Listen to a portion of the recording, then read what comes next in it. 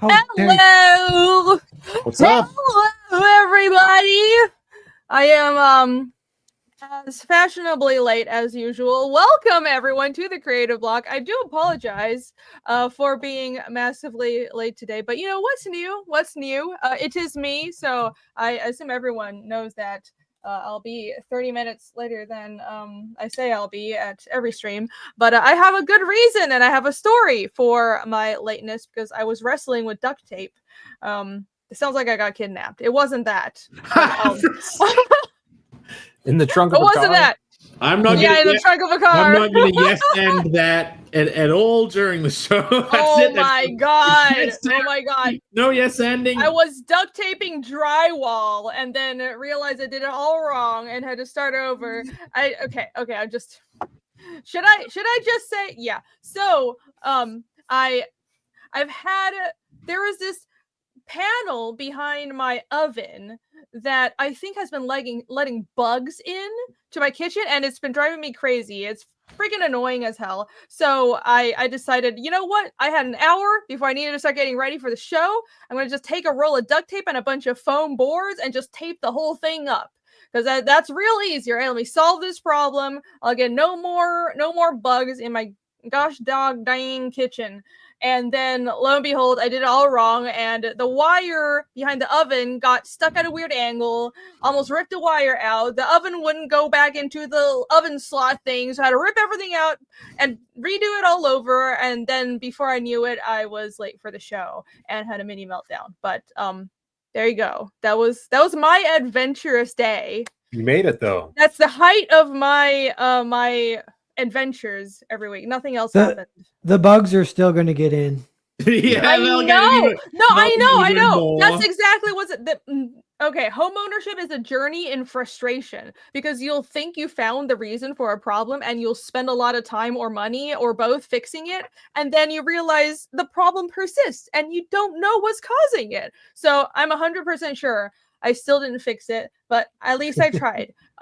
Right. So hello, everybody. Welcome to the Creative Block, where we talk about storytelling, writing, art, and comics, and mostly about writing comics because we are all comic creators and most of us are artists as well. And today I do actually have a subject prepared.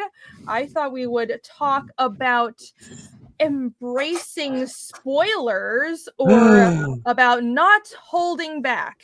And I have a little short but hopefully concise and short and sweet presentation ready, and we can get into that after we catch up with you guys a little bit and, you know, catch up with chat and we talk about our weeks and all that stuff. Yeah.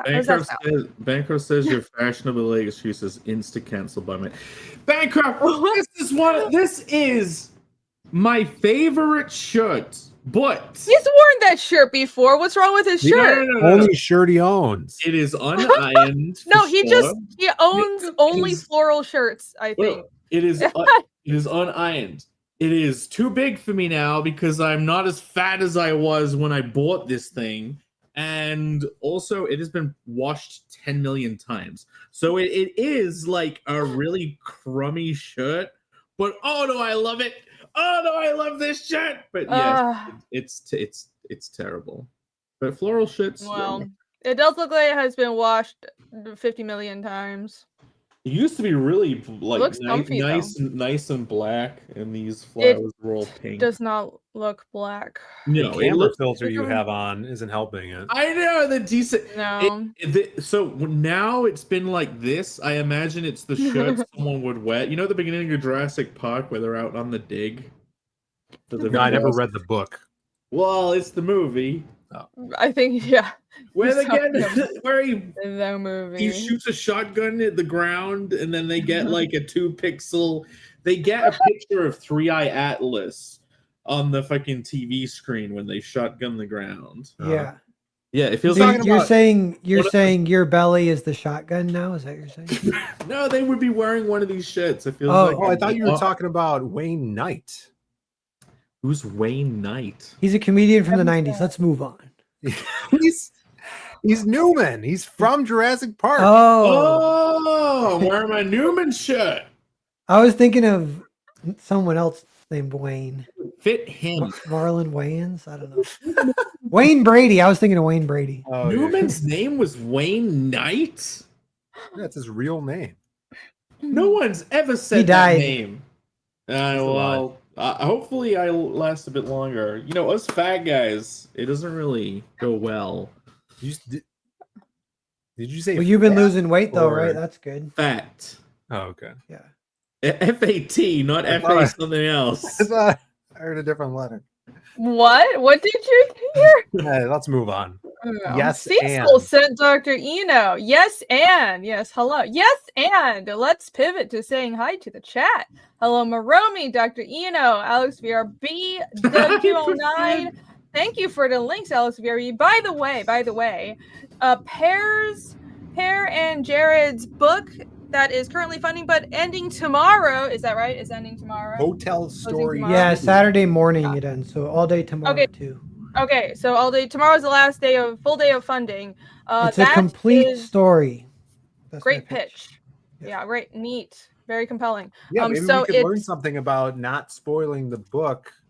Oh yeah, maybe I could spoil it. Maybe The not point No. is to spoil it. The Phil. point is Today- to spoil the book and not say more than it's a complete story. That's the whole point of today's presentation. That already spoils it. That I spoiled it when I said that. There is Yeah. an ending. Spoiled. Yes, embrace spoilers. That's what we're going to talk about today. So, anyways, the link to that is pinned in the chat, guys. So, if you want to back that and get in on it before it closes down for good, you got to click that link at back it right now. Sounds riveting. Yes, indeed. Hello, Henry Bemis. Oh, there's Narwhal Books. That is Perberg. That's me. Bankrupt Oh yeah, is here. Perberg. Yeah. Hello. Hey, I got a quick Nail week Bunny. update. Can I, or when you're done with this, let me tell you guys something. Oh, yeah, go ahead. Yeah. So Hey, a Cool. couple quick things happened. One was, I kind of have a cat now, but it's my roommate's cat, and he's Oh, right. gone kind of Oh. a lot. So me and the cat have kind of bonded. It was in heat that sucked, That's but right. that ended, and the cat's kind of cool now. But this was like, I don't know, 5 days ago maybe. Ran late at night ish, not too late. I don't know, 9 o'clock or something. I'm going to the bathroom. I'm like brushing my teeth. Maybe I'm gonna go read or something. And I exit the door, and I hear a single guitar because I have a guitar in my room in the walk-in closet. It's like an attic kind of thing, like this. It's this slanted wall back. There's kind of a big closet. So my guitar's back there. I hear a single string get plucked from it. I was like, what the fuck was that? And I see in the living room across the way, the cat is staring at me, and the cat is like freaking out. It's like totally got all its hairs up, and it's staring at me like I'm a demon or something. And I was like, Oh. and I was like, okay, because I thought that the guitar getting plucked was like it just fell like a little bit in the corner, and it was the cat that did it. But I'm like, well, the Yeah. cat's right there, and the cat is super scared of me for some Oh reason. shit. So then the cat runs by me and runs upstairs, and I'm gonna go look in the room of the guitar. And I was like creeped out this whole time a little bit. And my house, I'm pretty sure it's not haunted. Like it has pretty good vibes. I really like it. But this was the one I mean, time. if your guitar is strumming itself with nobody around it. Yeah, beg this to is the one differ. time it's been kind of funky. And then Mm. the cat ran upstairs. I start walking up the stairs, and the cat's still staring at me like I'm a demon. It will not, it's like freaking out. It's like totally defensive. And I'm like, what are you doing? And then the cat kind of snapped out of it. And then I went in and looked, and there was nothing in there. And then the other thing, one other Oh. quick thing is I volunteer one day a week doing with neurodiverse students doing art projects. I think you guys know this, right? I don't know if the chat knows. Yeah, you mentioned it. Yeah, and there's a mom who's like heavy smoker her whole life. So she might be 50 years old, but she looks 60. And she Aw. takes care of her daughter. And she's nice. They're both nice. But they're leaving, and first I was like walking down the hall. She was like, I don't know, 20 or 30 feet ahead of me, kind of looking back, and she was kind of looking at me, and I was like tired or something. So I was just kind of staring at her. So we had eye contact, and it held eye contact for like 5 seconds, which is kind of long, And then she goes, "Do you do house calls?" And I was like, no. And she's like, "Just thought I'd ask." I was like, dude, this What? lady, I could be a gigolo to these caretakers of these What? neurodiverse. What did Wait, you- what what was did she you mean by that? asking you to do house calls for? I don't know. I think she was flirting with me. You should And have said yes and found out. I know I ruined the moment. I felt Whoa! bad after. Why I was didn't like, you? Why did you rob us? I never know it's the adventure moment when it's story? happening, and then I know after the fact. I was like, shit, I should have How- said like yes or whatever, and it would be. Wait, no. hilarious. How old was the one? Is this like elderly? She- Yeah, who is He's the? the 50-year-old. It would be more for like right? money than for pleasure if I did the gigolo thing. But but the price. How much is the price of your soul, Pat? Yeah. How Mm. how did she look compared to the old lady that you used to live next to? The lady that lived in my backyard Yeah, that I yeah, lived that in her house. Yeah. They look Oh my in the God. same ballpark, I guess. So is that good or bad? I don't know. I don't know. Okay. He doesn't want to All say. right. All right. He doesn't want to say. All right. No gigolo pair. No, do not go down that path. We must Really? stay on the righteous path. I like that your instant reaction, Irene, was, "Why didn't you do it? What's wrong with you? Listen, I just wanted a good Come on, story. stud, get in the field." You know, on second thought, maybe she would have kidnapped and murdered Pear, and we don't want that. That's So true. we don't. No, We definitely want to make sure you live. with the and come back guitar to the thing, show. though, all you need to fix that about 50 to 60 crucifixes. Yeah. Sprinkled around the house. So yeah, what was the explanation? Was the guitar knocked to the side when you? I think it did. Yeah. Something happened and it adjusted into the corner just a little bit. That's what it had to be. And if it could have been like a raccoon on the roof, you know. The house That is sounds really like a old and lot it'll of cope. shake. Yeah. That's what you tell yourself. Yeah. Yeah. Yeah, it could be, or there is a little spirit. But Sounds like cope, but that's okay. It's all right. Yeah. Good luck with that not haunted house of yours, and that cougar at your job. yeah, there's the window right here. It has a handprint on it that's been there since I moved in. Oh my God! It's weird creepy On the hand outside? never got resolved. Yeah, it's from the inside. What? Yeah, you can see it from the outside in the sun because the Wait, sun. so have you not cleaned your windows since you moved in, I or is it like burned on? yeah, I actually maybe haven't cleaned that window. Maybe I should. You should ask that lady if she does You house probably calls and she'll should. clean your house. Yeah. I'll ask her if she does house calls. Yeah, I think if in doubt, if you like freeze and don't know what to say, you just repeat what they say back to you, or you do something. What do you call it? Like when you're being sarcastic. So you just go, yeah. Oh yeah, I do house No, calls. if she's like, "Do you do house call?" You go, "Do you?" Yeah. That's the Solid Snake method. Every single cutscene in Metal Gear Solid is like someone says something and he just Minecraft. repeats it back at the end. Nuclear missiles. No. Yeah. A Cold War. Like, House calls. You should ask, does it look Nanobots. like I do house calls? And then that's when Yeah, you'll- yeah. You got to. What do you check, think? Gotta You think can on say your check the that. ball back to her, right? Yeah. Hmm. You're a basketball guy, right? You should have do just house pointed. You calls. should have pointed to the kids and say, "Why you got some of these at home?" Yeah. Taking care I of Well, mean, she it's does. just She the caretakes one parent. of the students Yeah. or whatever. I genuinely Maybe- didn't think she was I'm so asking for confused. intimacy. I thought she was like, "I could really do with some help." Yeah, of maybe. this I do kind think at that's home." what No, she maybe you're was taking- asking, but maybe Don't she's ruin a little my, off as my moment. well. Don't ruin Yeah. my burning She's like- desire fantasy. Yeah. Like, you understand, this kid has meltdowns at home. I need some help. We stared at each other for 5 minutes or 5 seconds. I'm telling you. She Well, just that wants to thing's role a little play different, as doesn't the it? she wants to role play as the one receiving care for once.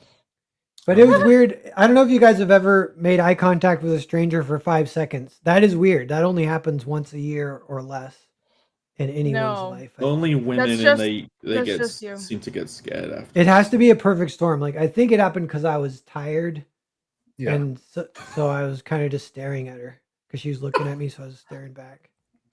And then You're just- she invited You're me to one of her those home. people that gets tired and zones out in public and just like stares into space and doesn't realize you're looking directly at a person for like 30 minutes. That's Yeah. the ultimate don't give a fuck energy, though. Yeah, it is powerful. I wish I could do it on call, but I can't. If I try, Yeah, to that's do what it. happened to Liza Minnelli in Arrested Development. It's just because Buster didn't have his glasses on and he couldn't see anything in front of him. And she thought he was coming on to her. And then they had a, relationship. It's Oh, a yeah. similar age difference, too. She Cool. was like 65. It Yeah. reminds me of a time I was walking into Tesco and this old lady turned around and stopped me and she says, "You don't look like you've got a problem in the world." And I'm like, what? So just Nice. waltzing around, floating Aw. through life, just like, yeah.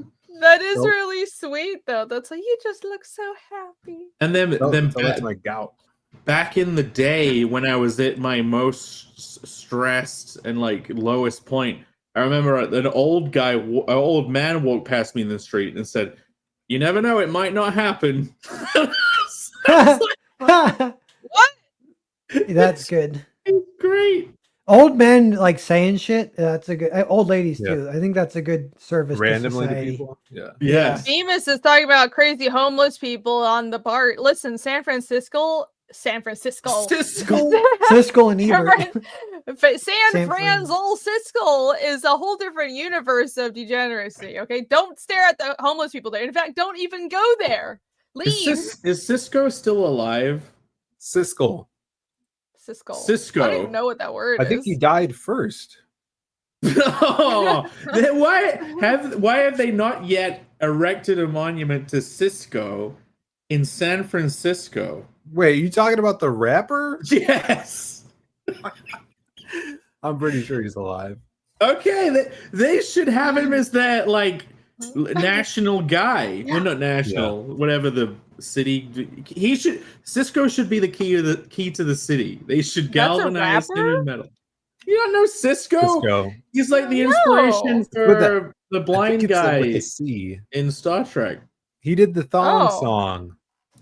Thong, thong, What? thong, thong. Songs. I haven't heard What? You know that. the Thong thong song? Okay, all right, let's not go over the things that I don't know. Hotel story before everybody leaves the stream and forgets about this. Yes, this ends on Saturday morning, so you can only back that for another full day. Perry, do you want to tell people about this and say a little more than it's a complete story? Yeah. 240 pages. Hold on. Here's the goal, because you know how when we were in school Help and they're me. like, "Oh, what does this word mean?" And you can't use the word you're trying to define in the definition. So you can't use the Ah. word story Mm. by way of pitching hotel story because it is in the title, And you Yeah. can't use the word pages. or hotel. Yes, Yeah, you can't yeah. tell Or- us about how about this? This is something that has helped me make my pitch better. Talk about the story as if you're sitting by a campfire. Like summarize the story or summarize how it starts and start with that. Go. And someone has a gun to your head. Yeah. Yes, you I- need I- to tell them exactly what the story is about and convince them to buy this book, but you only have 5 minutes. Go, And Oh, it's book 1 and okay. 2. or you're dead. I had a good pitch on Twitter the other day. It's that this story, and this is true, this story is basically an adaptation of the intro sequence in Legend of Zelda: A Link to the Past, where Zelda infiltrates the castle and the wizard is taking over all the guards, and his dad hands him a sword or whatever. And except instead of a castle, it's a hotel, and the wizard is a witch, and then that's about it. And Okay, the guy with the gun to your head has now pushed the gun more into your head, then he's moved it to your mouth, and now it's in your mouth, and he's now saying, "I am playing no video game, fool! I am playing no freaking Zelda! I told about elves and shit! You tell me about Hotel Story, fool!" What is that accent? He turned Asian at the end. He's an It's- Asian Oh gangster. god. So anyway, if you like Zelda, The intro, only the intro, not the whole game, just the beginning. You're not You're gonna saying- make it, Pear. you're You're not gonna saying- make it. you're He now already saying said he this- doesn't know Zelda. You're now You saying can't this- reference another thing. Oh, yeah, You're yeah, saying okay. this mumbled now because you got the. Okay.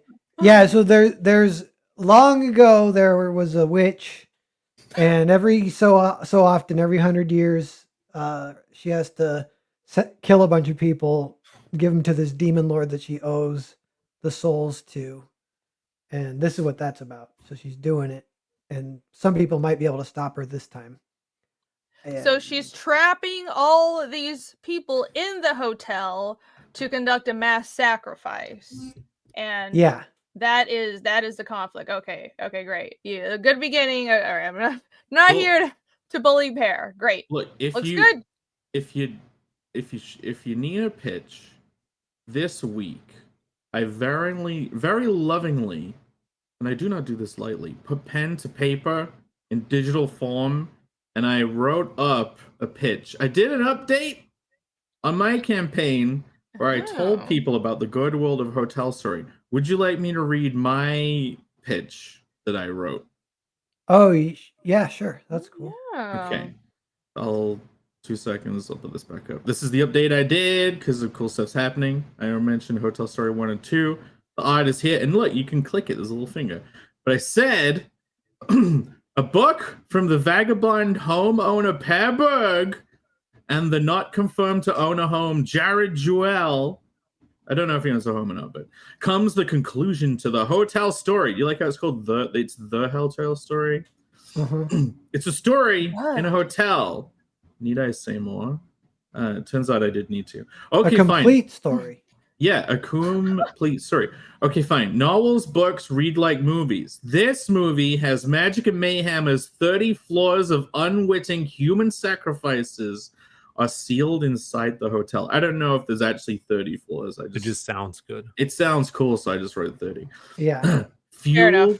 Fuel for the seductive sorcerer Salame's final spell. There's just Ooh. one catch. An angel of light is sealed in with them, and he will not see this spell succeed. Yes. Yeah. Good. Awesome. This Look is at kind that. of perfect You just steal for that. the spooky season, which we've just tipped-toed into. Halloween right around the corner. Hotel Story. It's got a witch in it. Yeah. Mm. It's a cozy horror. People have been talking about that genre. You guys know what I'm saying? She's a cozy whore. Yeah. Well, it's like if you were inside of a jack-o'-lantern. Like, imagine that. Like she doesn't Microwaved? shave. American Isn't it? Pie style. Oh, I have so many comments that I should not make on stream. Yeah, I think that pitch was very impressive for Travis. He wants you to fix his campaign. Oh, okay. I don't mind I mean, helping. we'll help you For a anytime. price, I- one American Cross my palm with If you- silver. We'll negotiate. Nah, I'd love to. I like. I love helping helping people. people with their campaigns. I just don't really have the time, but honestly, but also, Can we read Michael Bancroft? Jake, Because he's can read write the your whole campaign. story. He's read the complete story. You mean He's the- Yeah, read it? I How? started. Hold on, I started a couple of his his comments. It's Gestalt Ensemble Romp, where losing your head might be the only way out. That's a good short pitch, and this That's is a the pitch. Let's see. A witch takes over a hotel with a kissing curse in an attempt to resurrect a demon through human sacrifice. Can a ragtag pack of hotel patrons and a body hopping angel stop her before it's too late? Yeah, Amazing. That's way better than mine. Concise. It's Yeah. pretty good. Perfect. And very, very good. that It's almost like you're that a writer, touches to people. the main feature for the story probably is, I get they're almost like you'd call hard magic systems, but it's the body hopping is like super fun. Yeah, I And, love that. yeah, and there's the mirror system is really fun. Yeah. So yeah, there's a lot of fun. Yeah, they could magic walk systems. through mirrors, but they have to hold their breath while they're in the mirror world because there's no Yeah. oxygen. Look at that. Well, That's how they initially kind of escape the grasps Mhm. of everything, the net that's happening. Yeah, like I would read that after that pitch. I'd read it. Mm-hmm. Nice. There you go. Amazing. Look at that page. It looks amazing. Ah, hey, look at Whoa. that. Whoa. That's Hiro Tampa. He's kind of famous on Twitter. He did a sketch for us. That's He's, great. Yeah. Associates with Jared a Love little it. bit. Yeah, so that's cool. You gotta have a song to He's sing. making a sweet video game too. It's about the American Revolution, but it's a dating sim, and everyone is called like the women are all called Chans. So it's like Boston Chan and like I don't know, What? Red Coat Chan and yeah. What? Oh, what? Paul Revere No, wait, Chan? is it like Hitalia, but with the American Revolution? Yeah, I think so. Yeah. That's great. No, you guys know about Hitalia? Hitalia is this anime that's like World War II countries, but a lot of them are like personified as a person. So there's like Germany kun, Japanese Empire kun, Is there a Liberty Bell Chan? Taiwan chan. There might be, yeah. Yeah, and reading what you're saying, I think that might be even within the circles of Hiro Tampa. If he didn't do that, it's like his friend might have or something. But yeah, because he did webcomics before. Oh. Yeah, how are you? Have you guys heard of this Japanese? waifu horse racing game that everybody's playing? Welcome to a month ago, Phil. Oh gosh. Welcome to September. I hope you enjoy it. I haven't Yes, played it. My I have stupid seen buddies it. play it all the time. They're annoying. still playing it? They're still playing it. Yeah, every time I hop in the Discord, they're playing that stupid game. I'm like, They're you guys want addicted. to play anything that's actually interactive? You don't even see the People never horse's cease tits. to amaze me at what they can be into. Horse girls, really? All right, to each their own.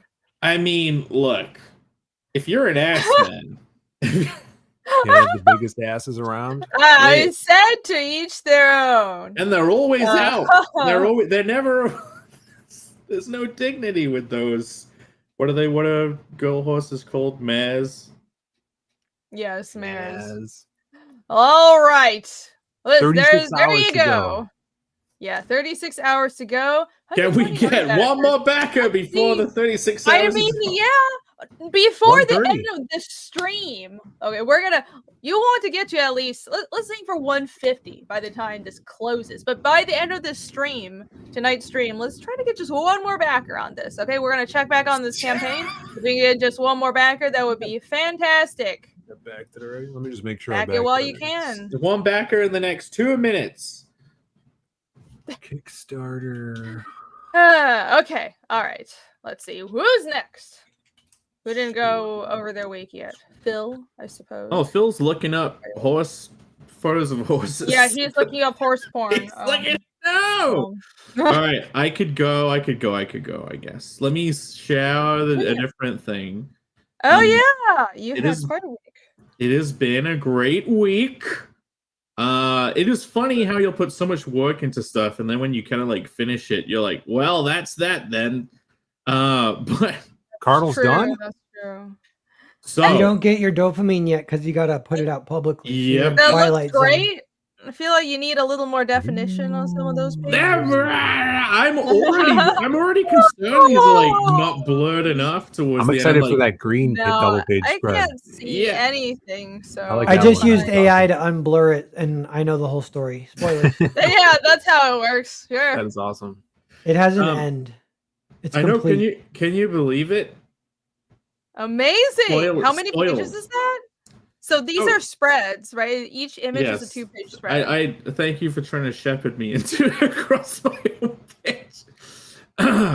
This is 50 pages done. So we are now in the month of Cocktober, creator-owned comics Toba, and to launch the month, this was completely serendipitous. We don't believe in coincidences around here. The last page was finished, colored on October 1st at like 5 in.m. So all 50 pages of Conan the Barbarian Chapter 1 raw entry are now drawn, lettered, sound effected, colored. And today, I sent off a test book to print. I'm going to get like 5 of them. So I've got I don't have it with me. I have the black and white test book that I made changes based on receiving. And now I'm going to get another test book done basically on different paper. It looks amazing. I'm very excited. I've had one person proofread it so far that I shall not reveal. I'm hoping to get another couple of people to read it soon so I can gauge their reaction. I got a good reaction already. But yeah, that's my week. I have been chained like to my iPad for 2 months solidly working on this to try and get it done ready for like before the end of the year, and it looks like we're on track. The only thing that risks it not being fulfilled sooner is just the pins and the standees, because they have to come from far away. But yeah, No, that's great though. Impressive. I It noticed seems like that- you work really fast. It's happening. Oh no! Oh man, the crazy thing about Connell is things kept on getting in the way early on. It launched. It's been finished within a year, like be earlier than a year since it launched. We launched like mid to late October last year, and I aimed to launch on October 1st, couldn't hit it. But yeah, since launching, so many things got in the way of this. Like I colored 2.5 for Fiendish. Thank you for that. Hey, no problem. It was an absolute pleasure to do it. Like I stole Jake away. loads of traveling, just stuff kept on getting in the way, and progress was so slow. Before this push, I'd maybe finished 1, 2, 3, 4, 5, 6, 7, 8, 9, 10, 11, 12, about, let's say 15, like between 12 and 15 pages out of 50. That was all that was done. Like it was all laid out, but that's pretty much all that was done. And it was starting to dawn on me that like if I don't just bust ass, this is not gonna get finished. So yeah, I switched to just drawing it, working on it, coloring it all day, every day, and that's it. And in the last 2 months, I think it's only been 2 months. It might be 3. I have drawn and colored 30 pages. Is that what it would be? 50 take well, if 15? it's 40 something, yeah, that's like 35 pages. 35 pages. So yeah, I have not rushed them. I have just there's like this mindset where you just decide to do it. Like I would waste so much time. Whenever I would joke that I've got a lot of lying down to do. Like I would just lie down and think. But all of that was removed. It was just I would get up, I would sit and draw, and I would draw until 5 in the morning until I was absolutely exhausted, and I would go to sleep. So you're drawing all day? Like there's not a specific time that you're drawing, like working and coloring and stuff? You're just like a day job, huh? Yeah. I don't think any of us have allotted times for drawing. It's just draw when you can until you drop. Phill, it would be from wake, go and do it all day, have breaks for food, and then go to sleep, and then wake up for 2 months. And I have loved every second of it. Like there is no point where I've been like, God, why is this over? I kind of think that if I'd done it slowly over time, then I would have been like, can this be over? Because it would be like months and months of doing the work.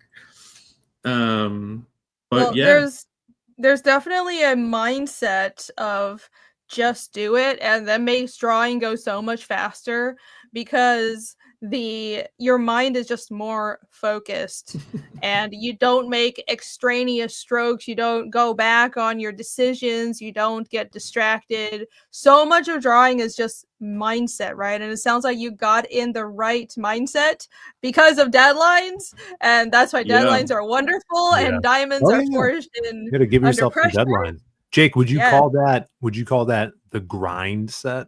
Yeah. I had that hustle, Phill.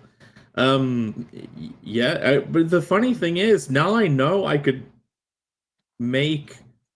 probably write, lay out, draw, letter, and color a 30-page book in 3 months. Pretty good. That's awesome. I mean, now you have you could set a standard for yourself and see, and then also give yourself leeway and see what's most comfortable and balance the comfortability with the output. Now that you have this done, it's awesome. But yeah, you guys can get this book. If you don't know about it, it's kind of above it. You know what? Shall I read Bancroft's pitch? Yes, Instead of pitching he's it just been myself. dropping these Does he have a fire pitch? pitches in chat. He's 1 blasting second, Eric us. the Guapo, member for 9 months. Yo, Says, Sup? Eric. Thank you for being a member. Hail, Eric the Guapo. Looking good, buddy. Yeah. All right, Okay. Bancroft's So pitch. he says, Bancroft hasn't read it yet. I'm actually hoping he'll read it soon. I am looking forward to him reading it because there are some jokes specifically in here that I want to see his reaction to. He says, a sexually frustrated, noseless drunk stumbles out of his magic tree to chop up plant women and irritate a slug creature. Will his secret weapon engorge with the magic stuff, or will he fail to get it up? Magic Oh, stuff. you shall see. Oh, it even rhymes. Amazing. Amazing. Look, Yeah, it's Cocktober true. has inspired. You can get your unblurred version of this comic at you can go to connellcomic.com. You can choose either between Kickstarter or Indiegogo. Both of them are still open. Beautiful. And you know what? Look, share this tab. This is it. This is the website where you can. Oh, we're over 18,000 in funding. Woo! Maybe by the end of it, we could hit 20K global. Yeah, I believe it. Yeah. It's all out comedy that tries to ride the line where it fan service, but it's not too over the top, and it has hopefully great writing. You should be the judge, and I hope you will be. I would love you to buy this, read it, tell me what you think, and I'm just looking for you to say it's great. I want to learn. I want to keep going. I want to keep developing this. I'm looking forward to carrying this on, making it better and better. But yeah, and I'm looking forward to seeing what people think about the style of layouts, the spread method, of these like immersive spreads. Immersive. Well, very good. 18,000. That's nothing to scoff at. Very good. Everyone go back Carnal Barbariano while you still can. I wish I had all more, our links are in the description, by the way. Wish I had more to say about my week, but I don't. What? Well, you've been working, and that's a lot. Well, now that the pages are done, what's next? Okay. What else do you have to do? Today I've been coloring the standees. The standees were drawn and flatted, but they weren't colored. In fact, you know, I could probably, if I could be back in 2 seconds, I could grab my iPad and I could show that. I could show the. Let's see those standees. Yeah. Yeah, the spread Thank you method. for There's gonna be a doing- lot of spreading. Dago Solo has now christened Michael Pitchcroft. That's great. He is indeed Pitchcroft. Yeah, we should get him to write pitch blurbs for all of us. He is the master. Just get other people to do like pitching stuff for No, you. like chat has such great ideas. I've gotten great names for just like campaign perks or side stories, or even our show title was from the chat. So, I mean, that's why we're here, guys, just to farm ideas from you. Just kidding. That's not why we're here. So, seeing as it's going through a potato cam, you probably won't be able to see this very well, but so this is like me coloring. Look at these 10 million layers. So, if people oh my gosh.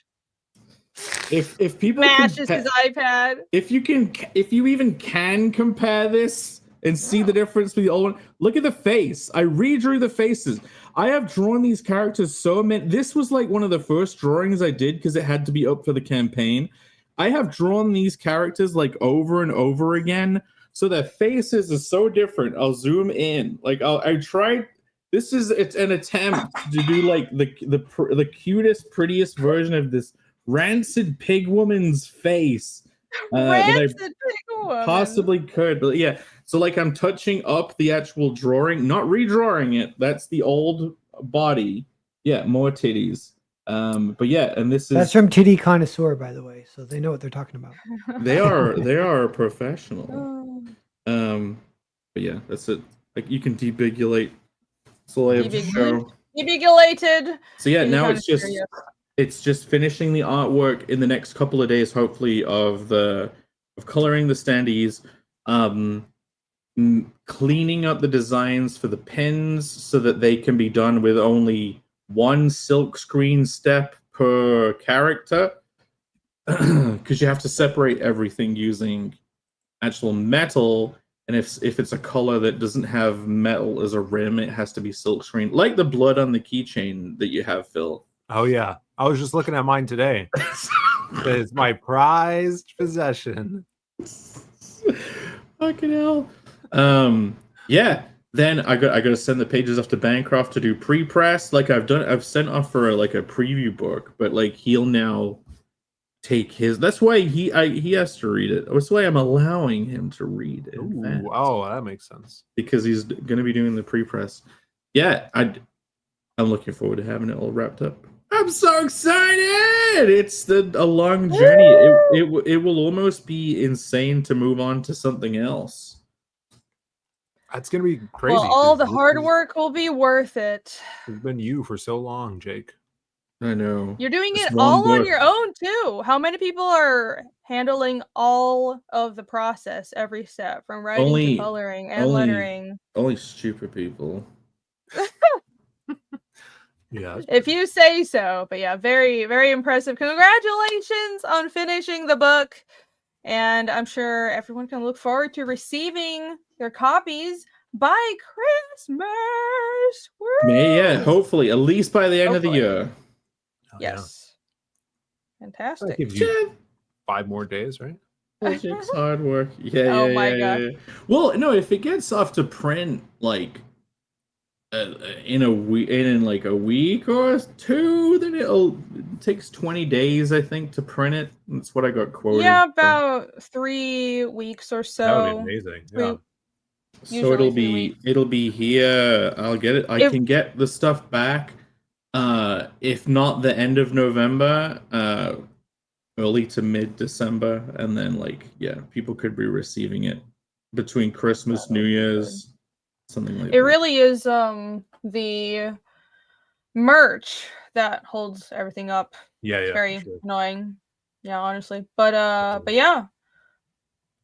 That's good. That's good. The book is done, so that's what matters. And even if it's not here in time for Christmas, even though it should be, that is possible. That is well within possibilities. You guys will be getting it around that time and around Christmas or New Year. So very quick turnaround. Yeah. Wonderful. Yeah, Thank you for the links, everyone. I'll be able to go sleep back. for like a century. I know that feeling. Oh my gosh. I need to start just hunkering down and drawing pages, but I've had so much going on. I can't. It's so frustrating because I want to get in the zone, but I have too Did much you going see on. you got a review today, Irene? Did I? Where? Bancroft, Michael Bancroft. Oh, Bancroft, right. Fiendish. Yeah, as soon as you said it, Oh, clicked. for Cocktober. No, that was great. Magnifique. Yes. Magnifique. Yes. Cocktober is here. And Mhm. yeah, he reviewed your book. It's cool. Yeah, thank you for that, Cool. Bancroft. I He very went- much appreciate it. He went page by page for the entire thing. He did all Yeah. the voices. He spoiled No, it, he too. didn't. No, he didn't. He made did not spoil sure it. he made sure to hang on this most spoilery pages for the longest this time. No, he actually didn't spoil. I thought he was going to do a spoiler review because it's kind of hard to not spoil the book. Well, he would be doing and review it. according to you and the title of the show today. He would be doing the right thing by spoiling the whole Embracing thing, right? the spoilers. I don't. Okay, that is true. That is true. I have a theory that a good story will still be enjoyable even if it's spoiled. Even if you know the ending, if a story is compelling enough, you still want to have the experience because a story is about the experience. That is what I'm going to try and prove today. Mostly, not entirely, but mostly. But yeah, we'll get into that. But yeah, I'm trying to find the link for. There you go. So everyone go take a look at Bancroft's video. Give him a view and a like. Bancroft mentioning that he was reading it. It made me try and think what I would say about Fiendish 2.5. And like I do think like a story can't be perfect, and I'm not about to say that it is. Like, it really does have so many elements that would make a great story and make a great arc. What Kaz goes through, like he's like this more naive position of wanting to do better, then he goes through the struggles. He has like an antagonistic figure that ends up turning sympathetic. Like he faces a great he's put through the ringer in training and he almost resents it, but then manages to achieve something on his own thanks to that training. And like it's great. There's so much curvature, and it's only 25 pages, and it's not too overly condensed. Like, there's a lot crammed in there, but hopefully it doesn't feel like a lot crammed in there. That was my goal. It's great. It's a I don't know how you could do a better job of covering Casimir's backstory in such few pages. Genuinely, I actually don't see it. Thank I don't see you. like I think in number 2 when the Burman and the thief show up, I had like such a stickler for structure where I was like, someone should have mentioned that there was bandits in the area and they should be careful. And Kaz should have said, "Don't worry, bandits are my specialty," or something stupid like that. But with 2.5, I didn't have anything like that to say. So Yeah, that's the skill of writing a short story, right? Something shorter than what's usual. weird is I can't really figure out the structure for 2.5. I kind of just didn't think about it and just wrote it, and it felt right. And like it's the most frustrating kind of creative process to have. Yeah. Because then you can't structurally plan anything. Even though we're here talking about structure all the time, I think my brain works in, it just feels right. And that's really hard to deal with sometimes, especially when you have creative block. And if you want to recreate that thing, like if you nail it and you're like, oh, I really loved how this came out, and then you try to replicate it and it's like, you know? Yeah. Oh, and shout out to Michael Rushbrook, who's the artist on 2.5 as well. Yeah, Phil, if you would try and distill it into a formula, you just boil it down into like a simplicity abstract that you couldn't use to recreate the magic. Like, right. Too simple. If someone tried to approach writing this with just good structure in mind, they would make it wouldn't have any of the magic anyway. It would be all formula, especially in 25 pages. There isn't always a structural formula, really. Sometimes that works, sometimes it doesn't. And it also depends on everyone's style, your personal style, right? Yeah, too much structure can't kill a book. That's true. So abandon structure. Just kidding. That's not what I'm saying. Everyone go give Mycroft's video a look and subscribe to him if you haven't yet. Wait, give it a thumb. It only has 14 likes, guys. I know. Maybe I didn't like it. 55 views and the 14 likes. I'm signed out. I am subscribed, but I'm signed out right now because I'm in incognito mode. No way, it only has 55 views. Yes, it does. Look at that. I'm gonna go. Shame. I'm gonna look at it myself. Well, I was jealous. He has 22K subscribers and only 55 views. Come on, everybody. He deserves better than that. Yeah, go get on it. I was jealous that he was reading a bunch of comics, and so I read some comics this week too. Not creator-owned ones though. Well, that's good. That's good. But I have so many dang books I need to catch up on reading. So yeah, everybody should be reading. People in the chat, make sure you're reading stuff. I read this. I got this a couple weeks ago, and this is huge too. It's like oversized, and this is a story that no one knows existed for some reason. You guys, obviously, comic fans know Jeff Loeb and Tim Sale from their very popular Batman Dark Victory and The Long Halloween. They did a Wolverine Gambit book, supposedly, They finally get together. Oh. Yeah, this is like if you ever were a big DeviantArt fan. And you really Oh no! And DeviantArt is all AI porn now. It's Rogue horrible. is left in the dust. Yeah, I don't. Rogue isn't. So this is weird because look at this art too. It's crazy. You're like, I know, Perry, you're a big Tim Sale fan, right? Yeah. Yeah. This Yeah, but you know, it's funny. I actually don't like Jeff Loeb except for Long Halloween. I love Long Halloween. Everything else by him, I hate. I've read a lot of it, and I hate it. I'm like, what's his deal? He sucks. He did one awesome book. Take that, Loeb. He did Hush too as well. Yeah, Hush. Look at this panel though. This Gambit is like it's so much motion in it, and like not a lot of detail. I just I always That's thought great. I always thought he was super lame because all he does is throw cards around. But Yeah. the funny thing is, I have a badass character that I want to show up, and one of the things he does is throws cards around. yeah. Listen, cards are awesome. It's cool. So this is like, look, that's totally a Tim Sale like mafia guy from Batman, obviously. But the weird thing about this is it takes place in London. Gambit and Wolverine are both in London, and they get stabbed.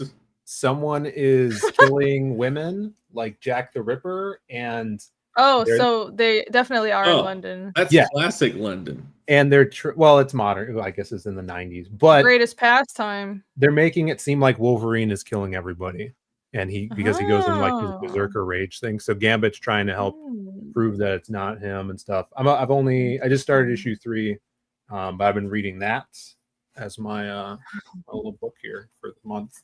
Spoiler, I missed out. I wasn't looking at chat. I'm sorry. What was the spoiler? You mean this? There you go. You mean this? What was the spoiler? Keep it on the screen, dang it. Oh, wow.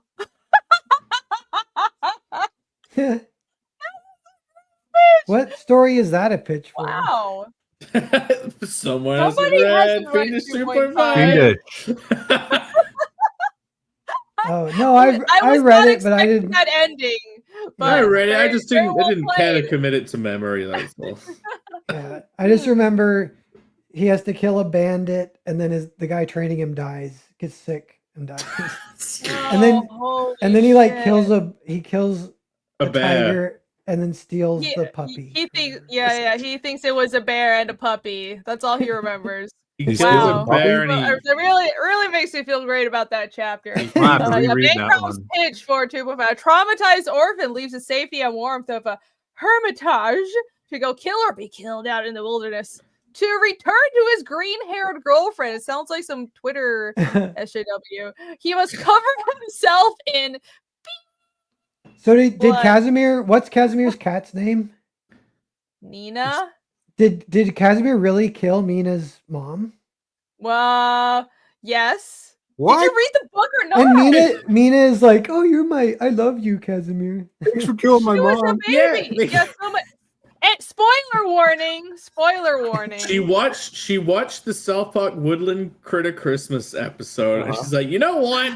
I'm gonna use this. I actually didn't see that until way after I was done with 2.5.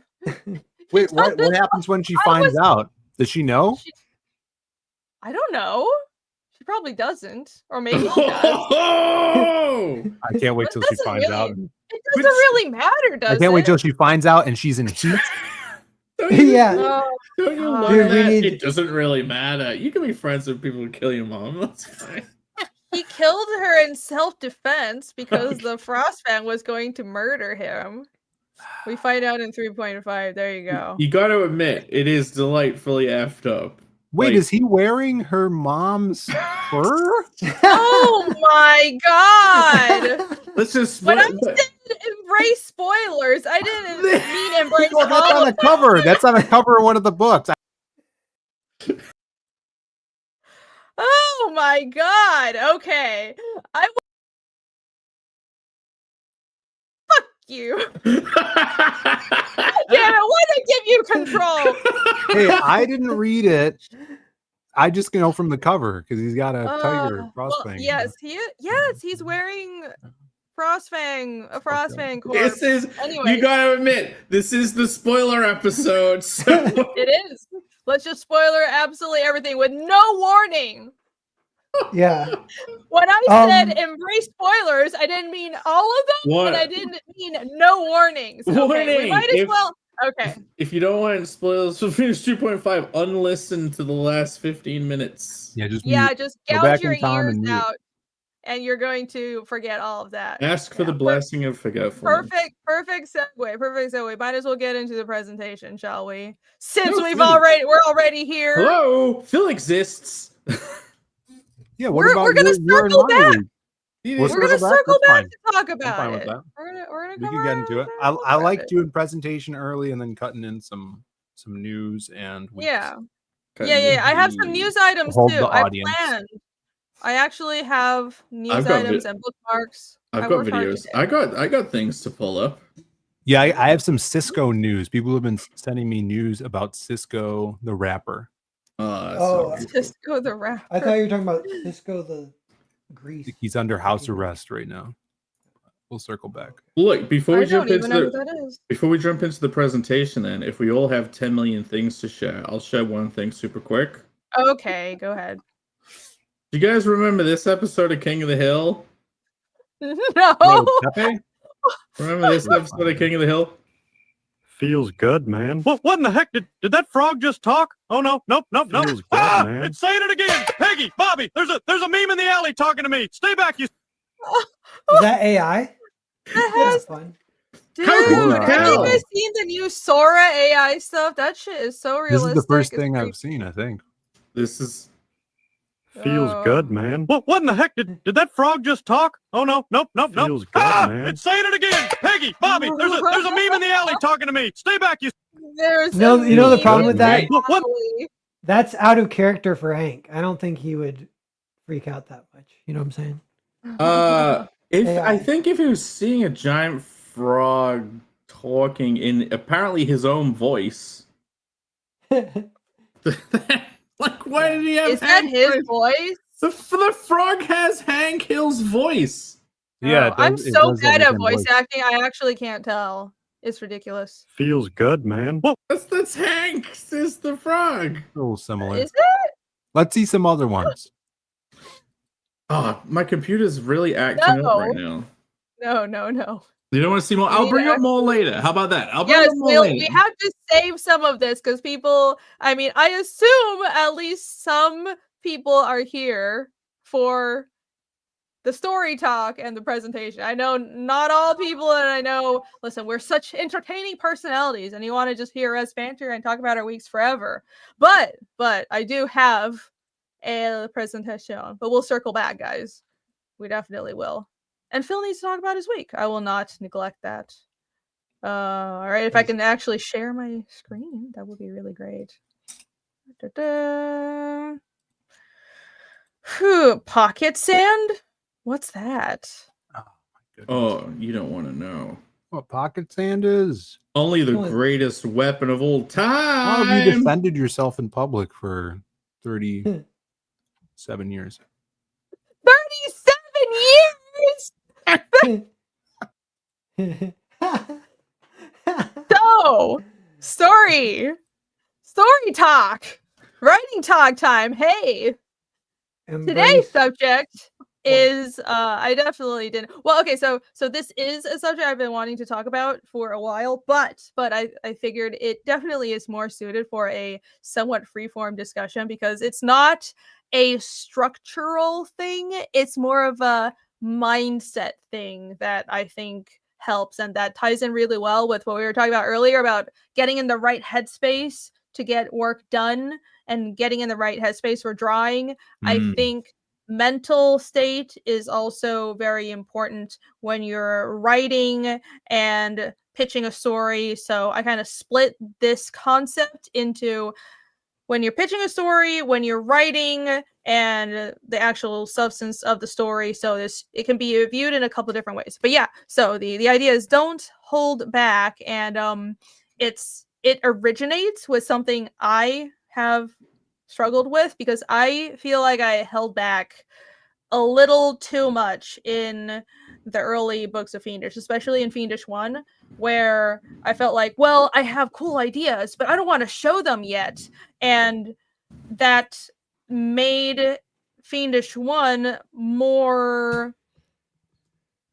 That made the story in my first book advance less than I would have now. If I went back and did Fiendish 1, I would have put more material in it. I would have trusted myself and the audience more. And I was also afraid of not being able to come up with cool ideas if I used up the cool ideas I already had. So, but that's stupid. That's stupid. You should trust yourself. So that's what we're going to talk about today. Okay, sight unseen, my point of view on the topic, total disagree. I'll just take the total disagree position.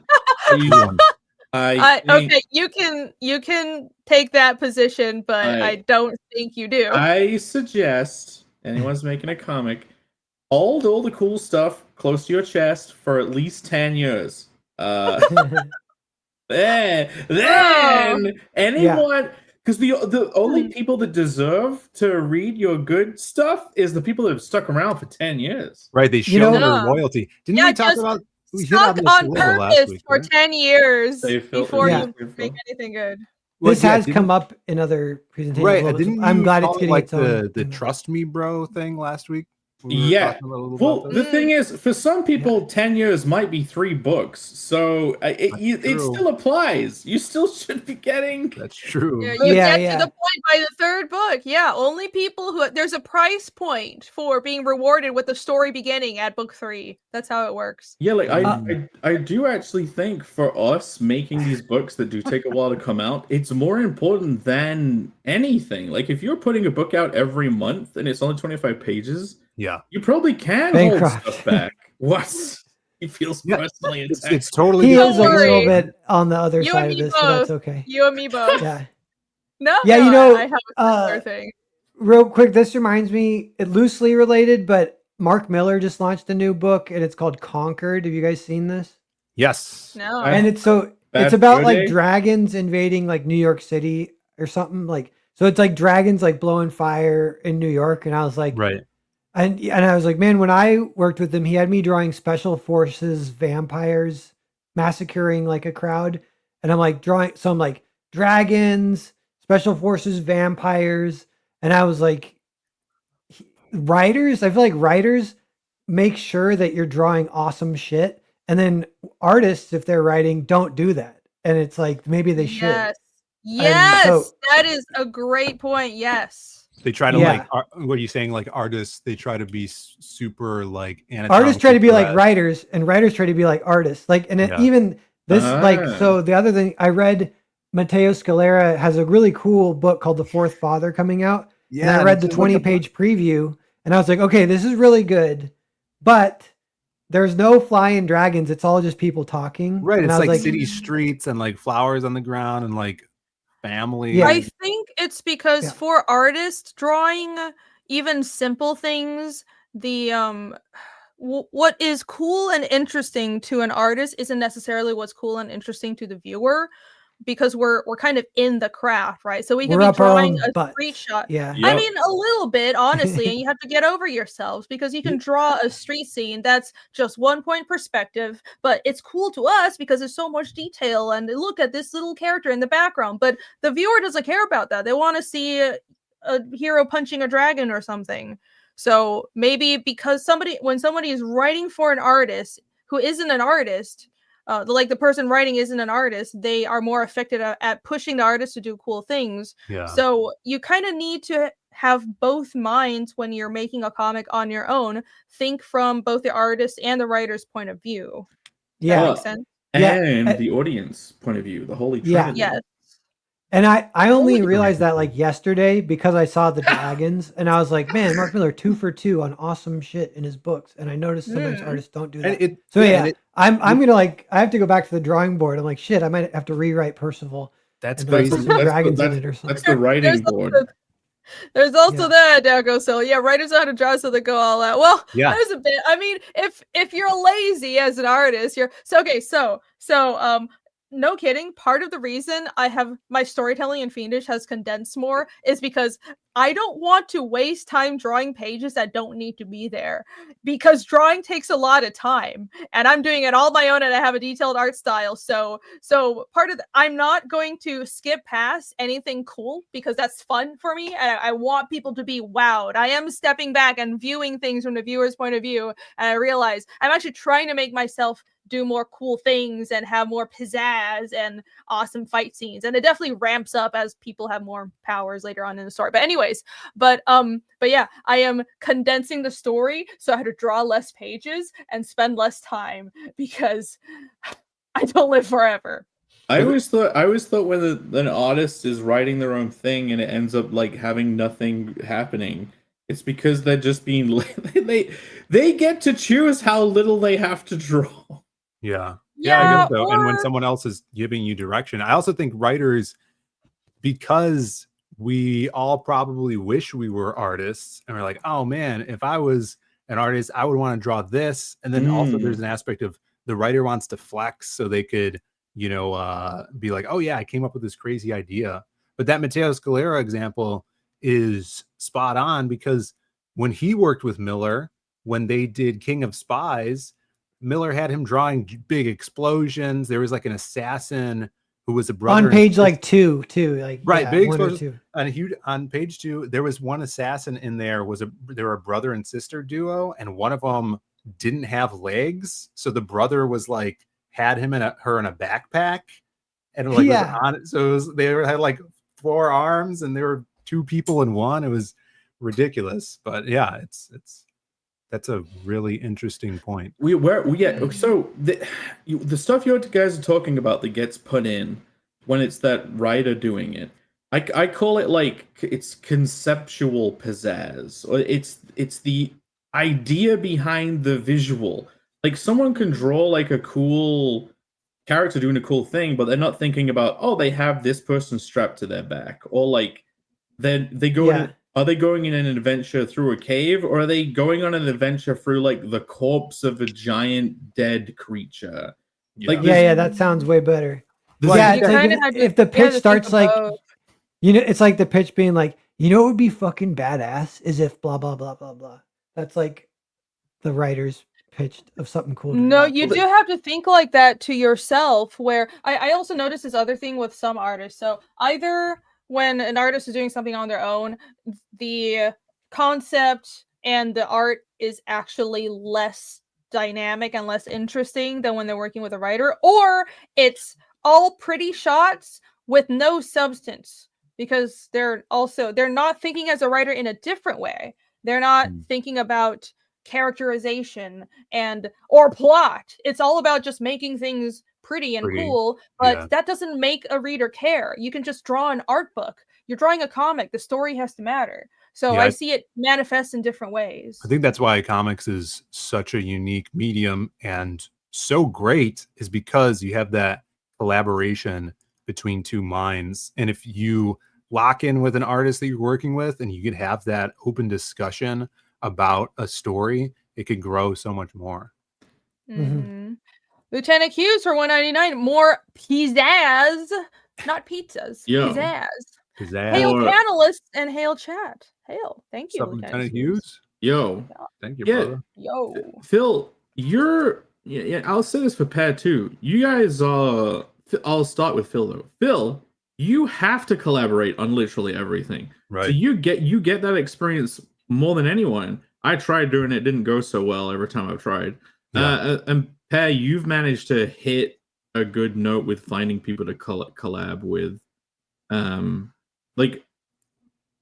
You're very lucky, Phill. I'm once bitten, twice shy, so jaded on collaborations. Well, I've collaborated with people where it was like pulling teeth getting art or having edits or just having any communication at all. I've collaborated with an artist where I gave them a script and then, got 3 pages, and that was cool, and then didn't hear from them until 2 months later, and I'm being all anxious, wondering if anything's going to happen, and then they give me 10 pages, in bulk or whatever. Some artists, and probably a good majority of artists, especially novice artists that are dabbling in this medium, are not the best at communication because they're already naturally introverted people, and if they haven't been in a professional setting or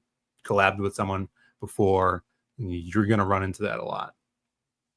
That's true. There's communication, and also something I've ran into is just because someone is a good artist doesn't mean they're a good comic artist. And I kind of knew that with comic art. So and I will say I also got really lucky with chapter 2.5 for Fiendish because Michael Rushbrook absolutely killed it, and it was like the first time I've collaborated with another artist as a writer, with me being a writer, and I super lucked out.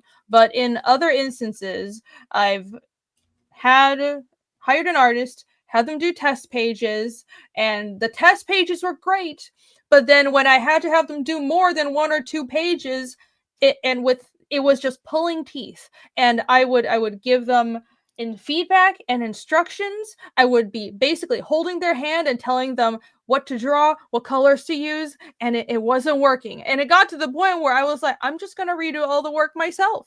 And I ended up not having to do that in the instance that I'm talking about. I will not give the example of specifically which project because I want to stay professional, but it happens sometimes. And you sometimes you just don't know how the mixture of personalities or skill sets will turn out until you just do it, and that's just unfortunate.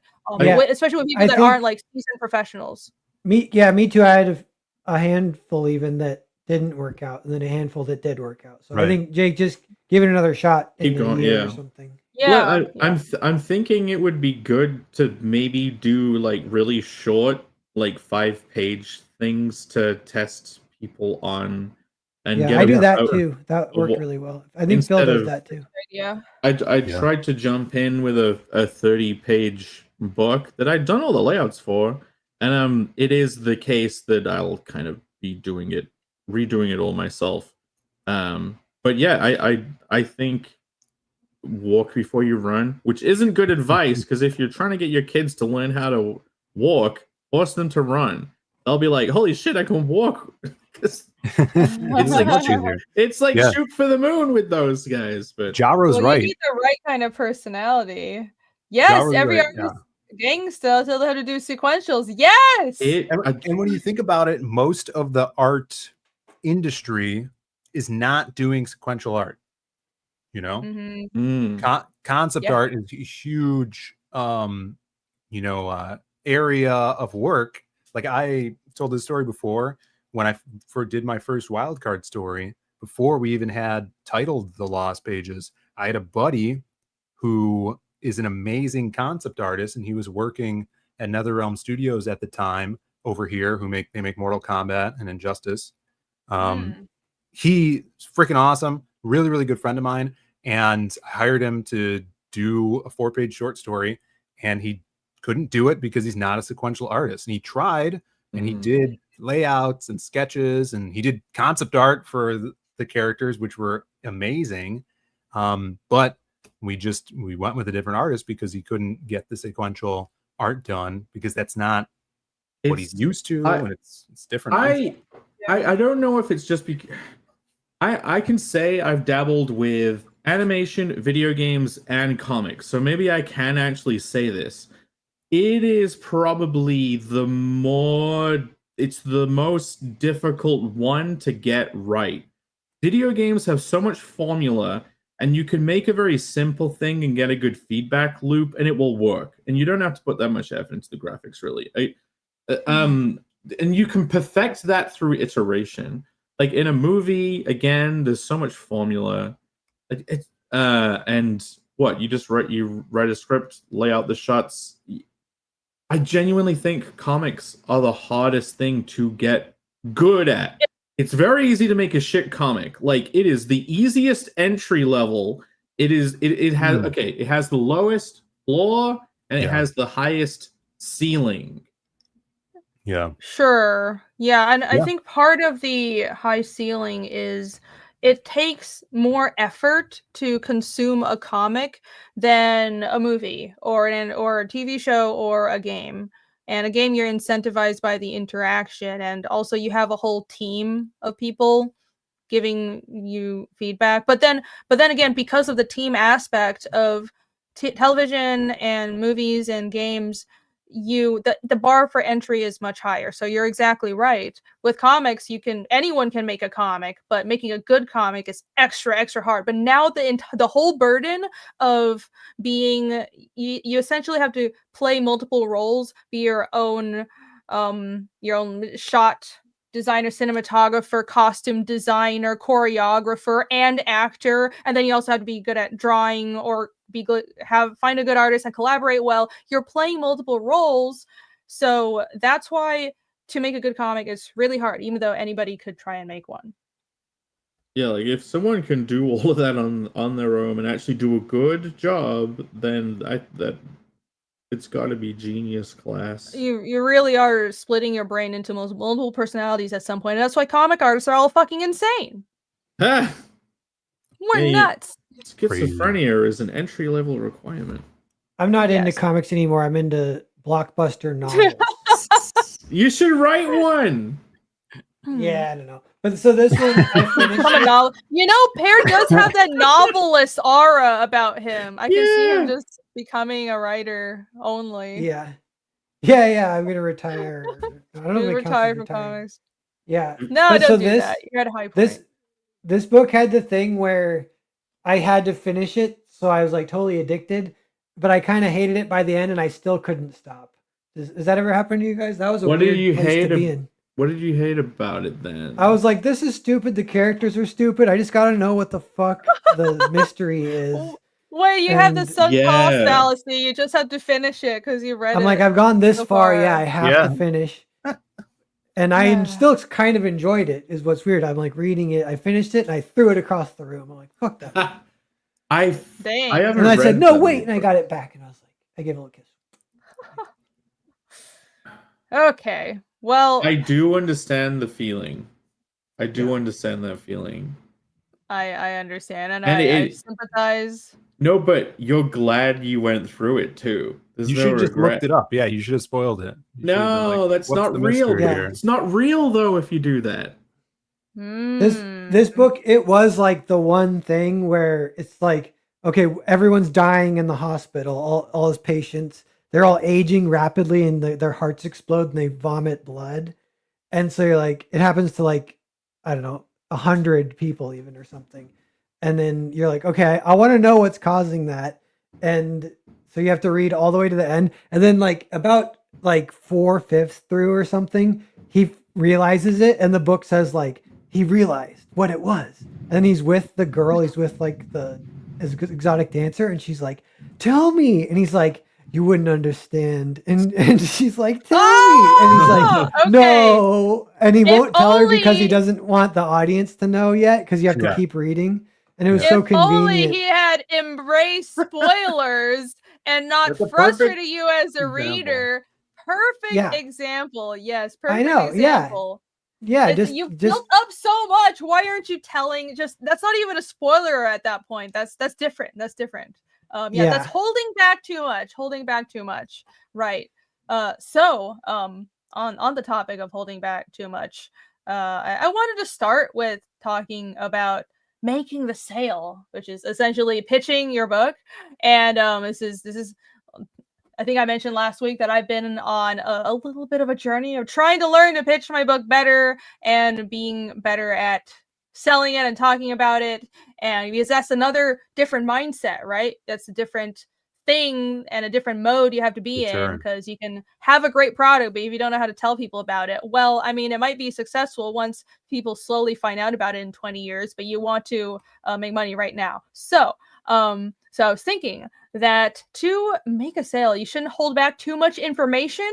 Some interesting spoilers will make readers want more. So if you just tell readers, this is the genre and this is the setting, and mention all the uninteresting things that are really safe. If you stay safe and only tell them, well, this is what the book looks like, and or talking about everything except for the actual story, like you get this or that product, the cover is laminated with super gloss or whatever. That's not a real thing, but if that's your sales pitch, yeah, I don't know, I just made that up.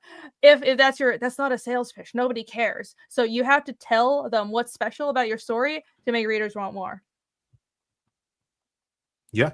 Limited That makes spoil. sense. Also, yeah, limited spoiling is, I think it's confidence inspiring because it kind of telegraphs that you're confident in your storytelling. And if I'm going to tell you like 5 cool things at once, then that means I have 50 cool things waiting for you in the story. And I think you should aim for that as well, not just Good idea. act like that. You should aim for actually being able to achieve that in your story. So when you are telling people about your story, you can wow them with a bunch of interesting things that are spoilers, that are different than any other series. But then when they read the book, there's even more. Well, you want people to know that you as the creator knows what's happening in this story, if that makes sense. No, true. So like if you're like, oh, I don't want to spoil it, this is gonna be the hero. Yeah, if they don't even know, it's like, how am I gonna figure it out? Right. If you're gonna trust me, bro, your pitch, no one's going to trust you. Trust me, bro, isn't a pitch. Trust me, bro, it's really good. Okay. No thanks. I gotta read these things. When Irene speaks too frantically, my brain shuts off. So What? I gotta read this like this. Okay. False spoiling is more better. Is that real English? I don't think that's. Oh yeah. So his early on with Connell, because I knew I would have to be pitching it for a long time. And if I just did like a one basic pitch, I would get bored of it, and then I would start being like, it's a book. Because you got to be careful of becoming bored of your own pitch. So I would actually kind of pitch ideas for what the directions it could develop in. Like, okay, whatever your story is, when you're pitching it, it's like there isn't just one point of view. You can like zoom in on one aspect of the story and like talk about it as if that's the whole story. Like okay, Fiendish is like so many things have happened, but if you can focus in on you can focus in on just the Casimir's town being destroyed and him like basically having PTSD for 9 years and trying not to think about it.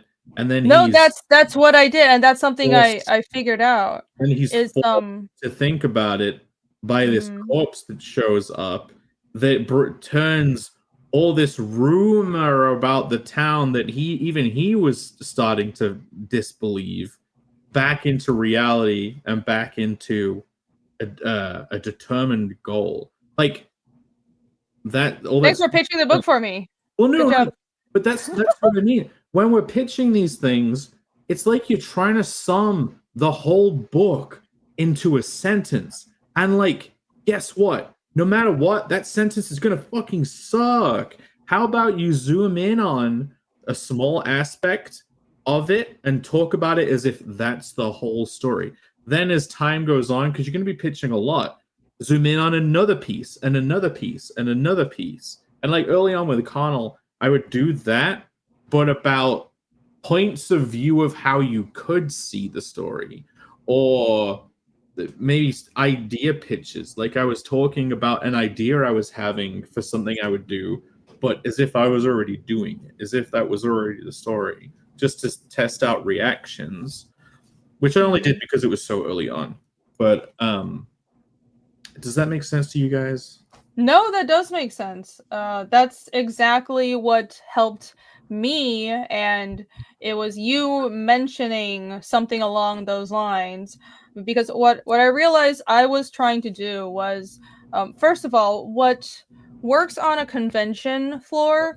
It doesn't work on a stream or when you're talking to someone one-to-one and you're not in like a convention floor setting. And I think I've honed my convention floor pitch pretty well.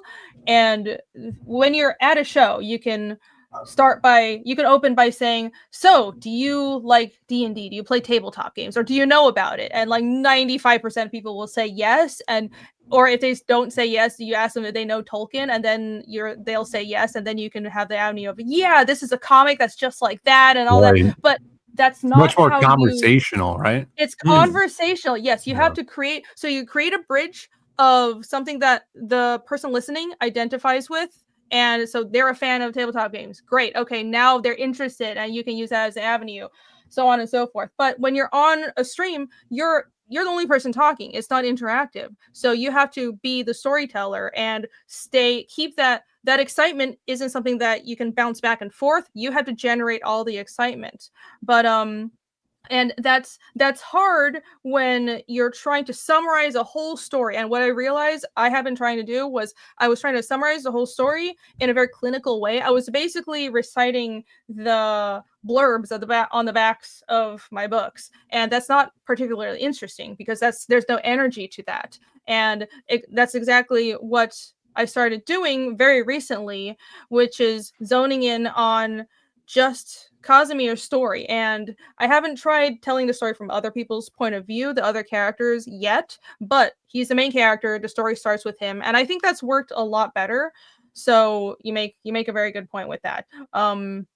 Also, it's really interesting to realize that there isn't just one pitch you have to memorize. There's multiple ones, and you shouldn't be memorizing it. You should actually believe in it. You should be telling the story and have energy, not just reciting something you know line by line, right? Every time you say it, it should be different.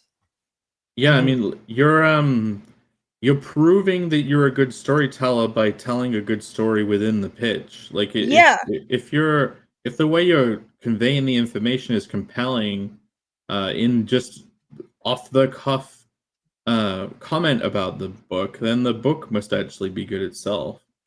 And like Pet in Hotel Story, there are so many small stories to focus on each time. Like, a pizza guy is trying his best to make his way to the top floor of this hotel, and hopefully he's finally gonna get a good tip. But all he gets is a bullet. He breaks his rule to not get high in his own supply, and he pays dearly. With his own life, he dies. Spoilers. And he is the first of many now trapped in the hotel, who in a battle royale, will they, won't they, of a mass sacrifice. Mhm. You know, you can expand out from it. You know what I mean? At the end. Yeah, very good. Down Goes Solo's comment is great. Or question: do you try to incorporate something spoilerish into your cover art? Yeah, that's it. That is also something that I started doing, and it helped me a lot. With especially after Fiendish. Well, there's so much stuff that I have learned since launching the first book, and I want to keep getting better book after book. And for example, chapter 2.5, I mean, as we were just talking about, yes, there is a huge spoiler on the cover, but you don't actually know just looking at the cover what that is. You're supposed to think the dead Frostfang might be Nina, and you're supposed to, if you've read Fiendish 1 and 2, you're supposed to question, wait, what's happening? Why is Casimir wearing dead Nina's furs? And when you read the story, you realize what actually has happened. Also, it's a shocking image and all that. The permanent cover for chapter 2, the one with the burning hand, that's a shot from the end of the book. But because it is something that invites the reader in to find out all the things that led up to that point, it's this quiet, tension-filled scene. I'm okay with putting those really spoilery images on the cover because it makes the reader want to find out more. Like, it's a spoiler if it steals the value of the final execution. Like, when you're talking about your book, you could kind of talk about stuff that you don't think is a spoiler because you consider it to be like negligible importance, but it will sound like a spoiler to your audience, and they'll be kind of bummed that they heard it. Like it, you know what I mean? If it sounds like a conclusion or a reveal, like if it even sounds like a reveal, people will be kind of bummed because it felt like a spoiler, even though you're like, well, that doesn't matter. That's like the tiniest thing in the book. It's like, no. It sounded like a spoiler because it sounded like a reveal. So you can if the better way to do it is to hint towards the spoiler as a question. If you're creating a question, great. If you're giving an answer, bad. Like people want to get the answers from the book. But you can raise the more questions you raise, the better. And people if you're scared about raising a question, because it might hint towards a spoiler. It's like, no. They're going to get the answer when they read it, and it's going to feel great. Raise the question. Let them theory craft around that, even if it's like, that's a bit spoilery. But no, if it's a question, they get the answer in the book. It works well. Yeah, Jake, you're making such good points today. Wow, I'm amazed. I'm very tired. Well, when you're tired, I guess you make Tired good the points. better. No, that is very well phrased. I think more concisely than just saying spoilers or no spoilers, because I was thinking sometimes I've seen writers who have characters that they've given really cool powers to, but in the pitch, they're so afraid of people finding out what these powers are or showing anything, and because they want the reader to have the experience of finding out what the powers are. And I understand that that's valuable, but at the same time, the story isn't about discovering what these powers are. The stories are about what the character does with those powers. Yeah. I think in the pitch, you should revealing what the powers are. That's not answering a question, right? Unless your entire, like, the mystery of the whole story is what are these powers? That's different. Most of the time, that's not the case, and you're asking a question and you're making the question more compelling by just saying what these cool powers are, and then you ask the question, what will they do with these powers, and build a narrative around that in your pitch. Let's say a cover has like a hand coming from behind the camera and it's like firing electric, and you're seeing that, oh, it's electric powers. Like the question, you're like, oh no, I didn't want to reveal what my character's power was. It's like, well, no, now the question is, whose hand is that? Yeah. To you as a spoiler, but it's in the way that it raises a question, and people could be like, wait a minute, what character have I seen that character? Have I seen a hand like that before? And you can answer it. Yep. You could be like, go on. like, I'm trying to think if there's a hotel story. So it's like, is the lady at the top of the hotel maybe a witch, as some suspect? Yes. Is she planning to murder hundreds of people? Yeah, that's great. That's great. That's great. That's how he's gonna pitch hotel story now. That's really funny, because if you don't say yes, then you've obviously said a question that's like, well, duh. And then you're basically agreeing with them on the well, duh. So you're playing a perfect game with the person, and that's like, they become endeared to it. You know what I mean? Yeah. Is this a comic? Why, yes, indeed, it is a comic. Yeah. Okay. No, I get what you're saying. Yeah, that's a cool approach. Dude, so. Connell Barbarian, I will make you believe a man can engorge. Oh my god. Oh, okay. Anyways, right, the last point. Anyway, people will want to experience a good story despite knowing the ending. Right. I think this isn't me saying that give everything away. Hold no cards close to your chest, because obviously I'm writing a story with a lot of mystery, and there are a lot of things that I am very careful about not revealing. But at the same time, there's a lot that I want you guys to see. And I'm actually trying to push myself to be more open with that and get over that fear of, oh no, what if they find out about this and everything will be ruined? People can find out a little more than you think. And something that the idea that there are stories and works out there where everybody knows how it ends, but you still enjoy the journey. For example, Vinland Saga is historical. It's a historical fantasy, not fantasy like Tolkien, but it's historical. But the writer Yukimura kind of filled in the details because it's like the historical records from that time were kind of ambiguous anyways, but it is based on real world history, so you kind of know what happens with King Canute, you kind of know what happens with the Vinland settlement, you know the history of the Vikings. It's easy to figure out, but I don't know any of that. Okay, all right, well, people who have read a history book know. No. Okay, wait, no. Is there a big overlap? Titanic is a better example. You know. Okay, well, that's not what first came to my mind because I am anime brain. How about little Amazon Prime show The Chosen? I was going to bring up that example. Why did you steal my example? Why did you steal my example? Okay, I never heard of it. Still a little. You should watch it. It's actually really good. A little unknown guy called Jesus. You might have heard of him. Yeah, I mean, really, from Nazareth? It's actually genuinely really good, and like everybody knows how that ends, right? I would suggest, but you want to watch it because the characters are actually really good, and there's so many details that you don't watch. At least I don't know about because is it in Hebrew, I haven't. I don't want to read subtitles. Yeah, they go. Anyways, I'm not in the subs. Yeah. I'll watch the dub. They dubbed it. They dubbed it. Sweet. And they have the Hebrew at the subtitles. It's non-diegetic. They speak English instead of whatever language they're all speaking. It's definitely diegetic. It's coming from the mouth. That's not what the word means. Ah! Oh my gosh. Or even at the diegetic means it's from within the world.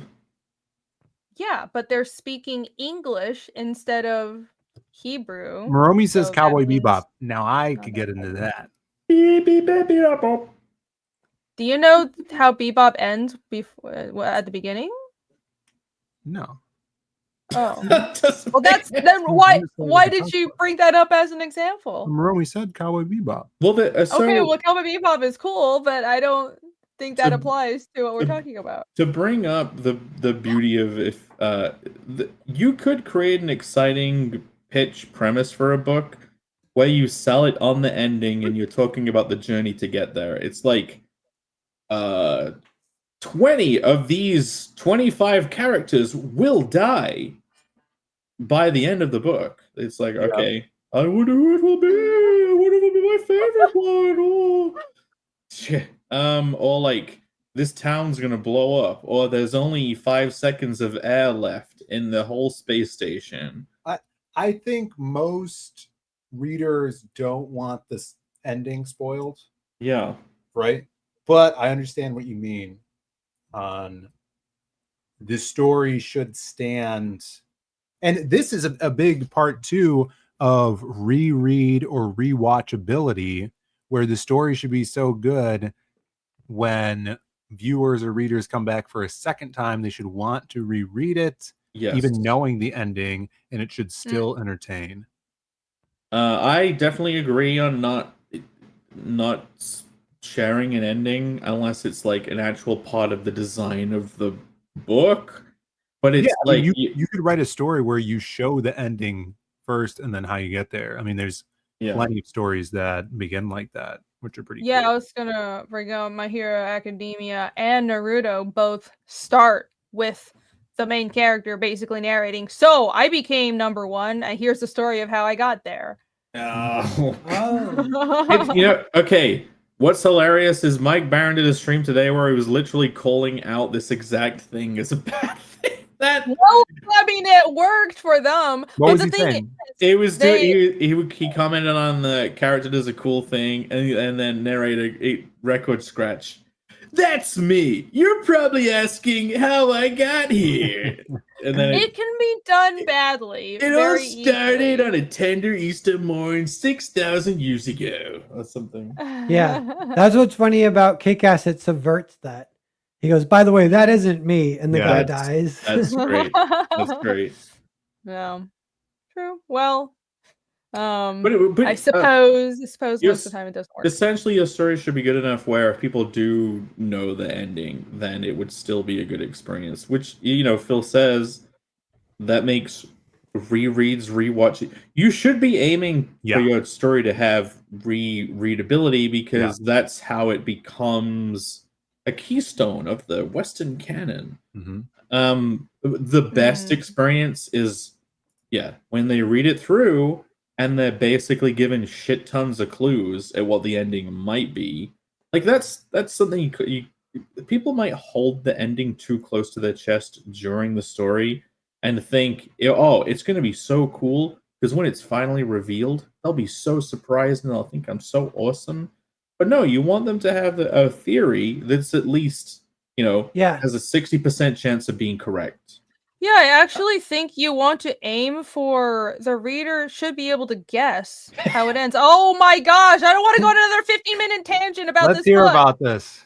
Just one real quick, because the main guy's a doctor, and there's two female interests, and it's handled a little weirdly. Like he won't pick, and he kind of says he likes them both, and it's kind of weird. But one is the dancer, and the other one is his colleague, who's like technically his boss at the hospital. And I'm like, he totally likes them both. He's not even choosing one or the other. Like, this is weird that the book's almost over.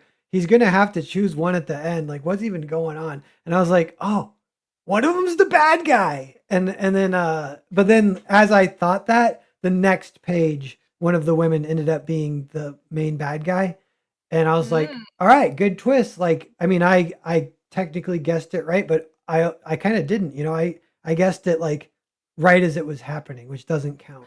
Like if you guess it right at the beginning, yeah. I think that's good though. You kind of I forgot who I was just listening to. Some like writing channel, but that is kind of what you want to aim for. You want to plant enough seeds so right before something happens, the reader can guess it, and then they're immediately rewarded for that. And that's a good feeling for the investment that they've spent in your book. So that's actually what you want to go for. You don't want to go for this. The problem with the kind of subversion that a lot of modern Hollywood does and TV shows where they're like, oh, I subverted your expectations, is it's not a, oh, of course this happens when it's a, what? All these seeds were planted, but the writer's basically telling the reader, fuck you, none of these things matters, I just lied to you, now this whole other thing that's completely unexplained is actually going to be the result.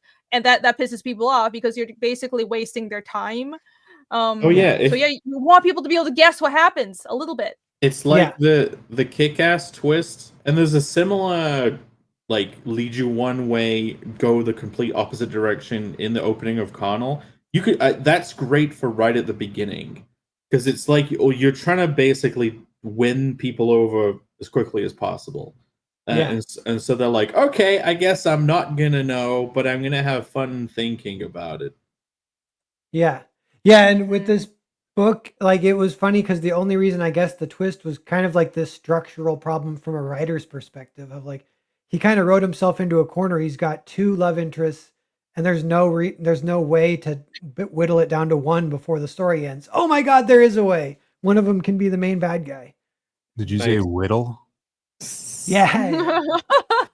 Pat, in my favorite manga series, the greatest manga series of all time, Prison School, that there is one guy who basically ends up having these kind of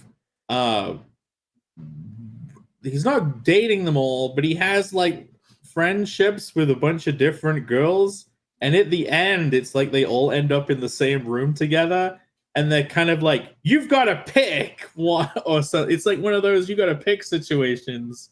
It ends very funnily because he is an absolute fucking moron, and he basically makes them all hate him.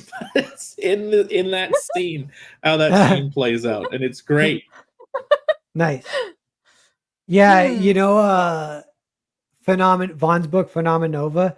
I told him it's actually a harem manga. Really? I said, don't even write it as a superhero comic anymore. Oh. Switch it to harem manga because he's going in that Amazing. direction. He's like, no, the superhero stuff's about to start. It's all female superheroes he's been hanging out with, but there's going to be dudes coming. No, I'm like, you need embrace that Bam. energy that Look, you have, and listen, just Live you're out denying. the self insert Yes. harem manga dream. Just let yourself do it. Get it That'd out be your hilarious. system. It's not even a superhero book anymore. I mean, okay, what would be actually really hilarious is if you do set it up as like, yeah, I'm gonna do superheroes, then it does just become navel gazing, like the action's happening off panel while the guy's like trying to chat up all these other superheroes. I mean, here's the thing, though. If It's that's a teenage character as well, it's all he's gonna care about. Yeah, the thing is, if a creator making something that they genuinely want to make, that they resonate with, that they're invested in, is better than I feel like these are the things I should do because this is that genre. No, the reader can tell if you're invested in your story and if you love what you're doing. So, I mean, boy, if you do have like a lot of pent up energy about, wanting a harem, or if you just really want to draw a book about, I don't know, alien cats, doesn't matter. Just actually commit to your obsession or what you want to make, and that your book will be better for that. And I'm not just talking about Phenomena, by the way. So Vaughn, don't feel like I'm like poking at you. I think a lot of people, yeah, because it might be what I want. It's like, Yeah, Oh, it's yeah, yeah. it might be that. So I'm it's trying to not tell you, Vaughn to do it's that. also He's Pear. like, no, it's superheroes. I'm like, no, it's not. It's harem manga. Yeah. Pear might be the one who needs to go make a harem manga to get out his sexual frustration. I want to know what would happen if Pad did do a harem manga. I would And love It would to. be Hotel Story 3. Isekai harem manga. Yeah. Actually, the sequel to Hotel Story is a little bit of a harem idea. There's a sequel. Yeah, well, it's Complete just the story, 10 million we talked pages. about this. Yeah, we've talked about this before, but the sequel is just like checking in with. It's like, where are they now? Checking in Oh, hell yeah, and yeah. heaven with Nice. the people. I like By that. the way, Titty Connoisseur has been. I see your spoiler comments. I am starring all of them, and I will read them all at the end. They're great. Just so you know, I see you. Okay. Spoilers in the chat. No, they're hilarious. Thank Are you. you really happy that you're only at the first slide, by the way? I am, because I only have 3 slides, so buckle Oh, up. This is going to be a okay, short yeah. presentation, and this is the most simple one. of all. Brings a story. Because of how you were machine gunning out what you were saying, I'm like, is she trying to rush because she has too many slides? No, this is very straightforward and simple, and I've just had a lot of coffee and I talk fast, but no, we're Whenever you doing need a just break, fine. I have stuff I could show. Oh, let's do it. Yeah, I let's do got a that. thing. Let's take a break. I have a thing lined up. Cool. Let me get my camera Intermission. on. Yes, Phil, what would you like to show? And So, how what I was did this week Yes. and last week, a little bit Oh, last week, is my brother ran a bunch of numbers for all of our paper and printing stuff. So we gauged on all of our like costs on paper and ink, and because we're doing a bunch of test prints, we actually are running low on magenta, which is funny. So then it is running into more spreadsheet numbers where it's like, oh, this is the first time we have to buy more toner. So now we know how much that costs and how that goes into everything. But if you guys haven't heard, we're printing our own books, printing our own floppy comics. And the thing I wanted to show off, so I showed this off briefly on my show last week, but we're reformatting the Lost Pages 1. Ooh. Is like into singles. Ooh. Yeah, into singles. So this would be issue 2 of the Lost Pages. And the awesome thing about that is we get to reuse the interior like chapter covers as actual covers. Oh, damn. So this is a Kick-Ass Joe Ball cover from the Wild Card story. And then we have cool back cover, which is his Omar Casanova trading card that he did for us years ago. Badass. Wild Card, who's our sorcerer character from Camelot. And it like is miraculously fitting into like the page counts that we need. So this includes the first short story for Wildcard, which was illustrated by Maxi Dallo, in the midst of the Lost Pages. And we have that in here when he's in Egypt. We got his buddy Scar. I remember you showing that page on the show and saying how good the coloring is because it's effective. That's so cool. And this is on newsprint as well. So it feels really cool. It's got the gray tone. There's Scar, his talking wolf buddy, who we're going to see a lot of in the Lost Pages 4, which I'm getting new art in for that as well. And then it's like, oh, the Lost Pages is a really strange format, especially the first one, because it's anthology-esque, right? There's short stories.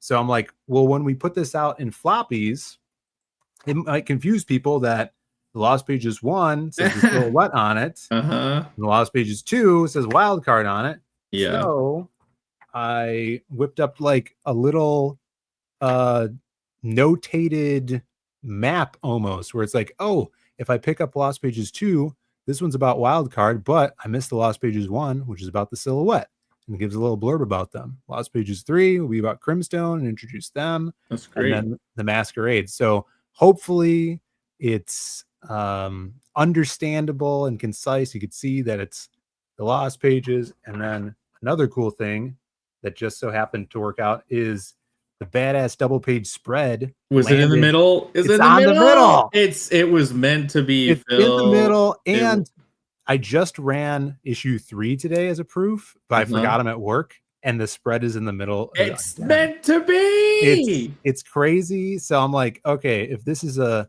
24-page book, so page 12 should be a spread, and it just happened to land like that. Yeah. So now I'm like, oh, do I write that into my scripts so it could be in a centerfold when I print them as a floppy? That's cool, man. That's form follows function. Yeah. So it's like, I was like, oh man, that's freaking awesome. No, you have some really cool. Guardian Angel in play that's just making it happen anyway. So I would say just trust the science. Yeah. And then we put some badass pinups in the back, and then black and white stuff, like reprinted the cover black and white, just so it would fill out the rest of the book. So super excited about that. We're gonna do all our previous stories like this after we do the Man with No Strings. So those could be the first floppies we have out, and then this will just throw up on our site. So printing's been fun. How many books worth of stuff do you have then, dude? Just for the Lost Pages alone, I did the math on it. So volume 1, 2, 3, and then the supplemental stuff, which is like the 4-page short stories. If you divide that into 24-page books, that's 12 of them. So that's a year's worth of monthly comics. So we could potentially do that, like if we ever went through a distributor or just went into stores. And that's like, monthly books, which is pretty cool. And I haven't done that with Magic Copy yet, but that's a lot. And we're working on Dan Dahl's turning in freaking Lost Pages pages, which is a bit redundant, but volume 4 of the Lost Pages. And here I'll show a little sneak peek of that if anybody's interested. Yes, please do. Please do. So this is page 5, just a zoom in on page 5, and he did this like crazy. Look at that, like reverse. Oh, I love that negative. Yeah, that's cool. So dope. Leaving good room for dialogue between the characters. We got this crazy shot of the book Ooh. Yeah, it's I can't wait to see these colored. And he's like, he messaged me back last week. He's like, hey, I had to make a change on page 3. He's like, you haven't sent it to the colorist yet, right? I'm like, dude, these aren't going to the colorist for a long time because I'm working on, the Western. And so this will probably won't be colored until next year. But I'm just putting him to work on these just to have a backlog of stuff so we could keep putting out as much as possible. It'd be awesome. Sweet. That's the art looks so good. Yeah, Dan is Dope So good. doll. Dope doll. Yeah, he's killing it. Mr. Dope doll. But this is gonna be cool. Yeah. So if you guys read the previous stories, this takes place right where we left off in the end of Lost Pages 3, where it's a confrontation between the hobo and Wildcard, and we're gonna go into his backstory in this book.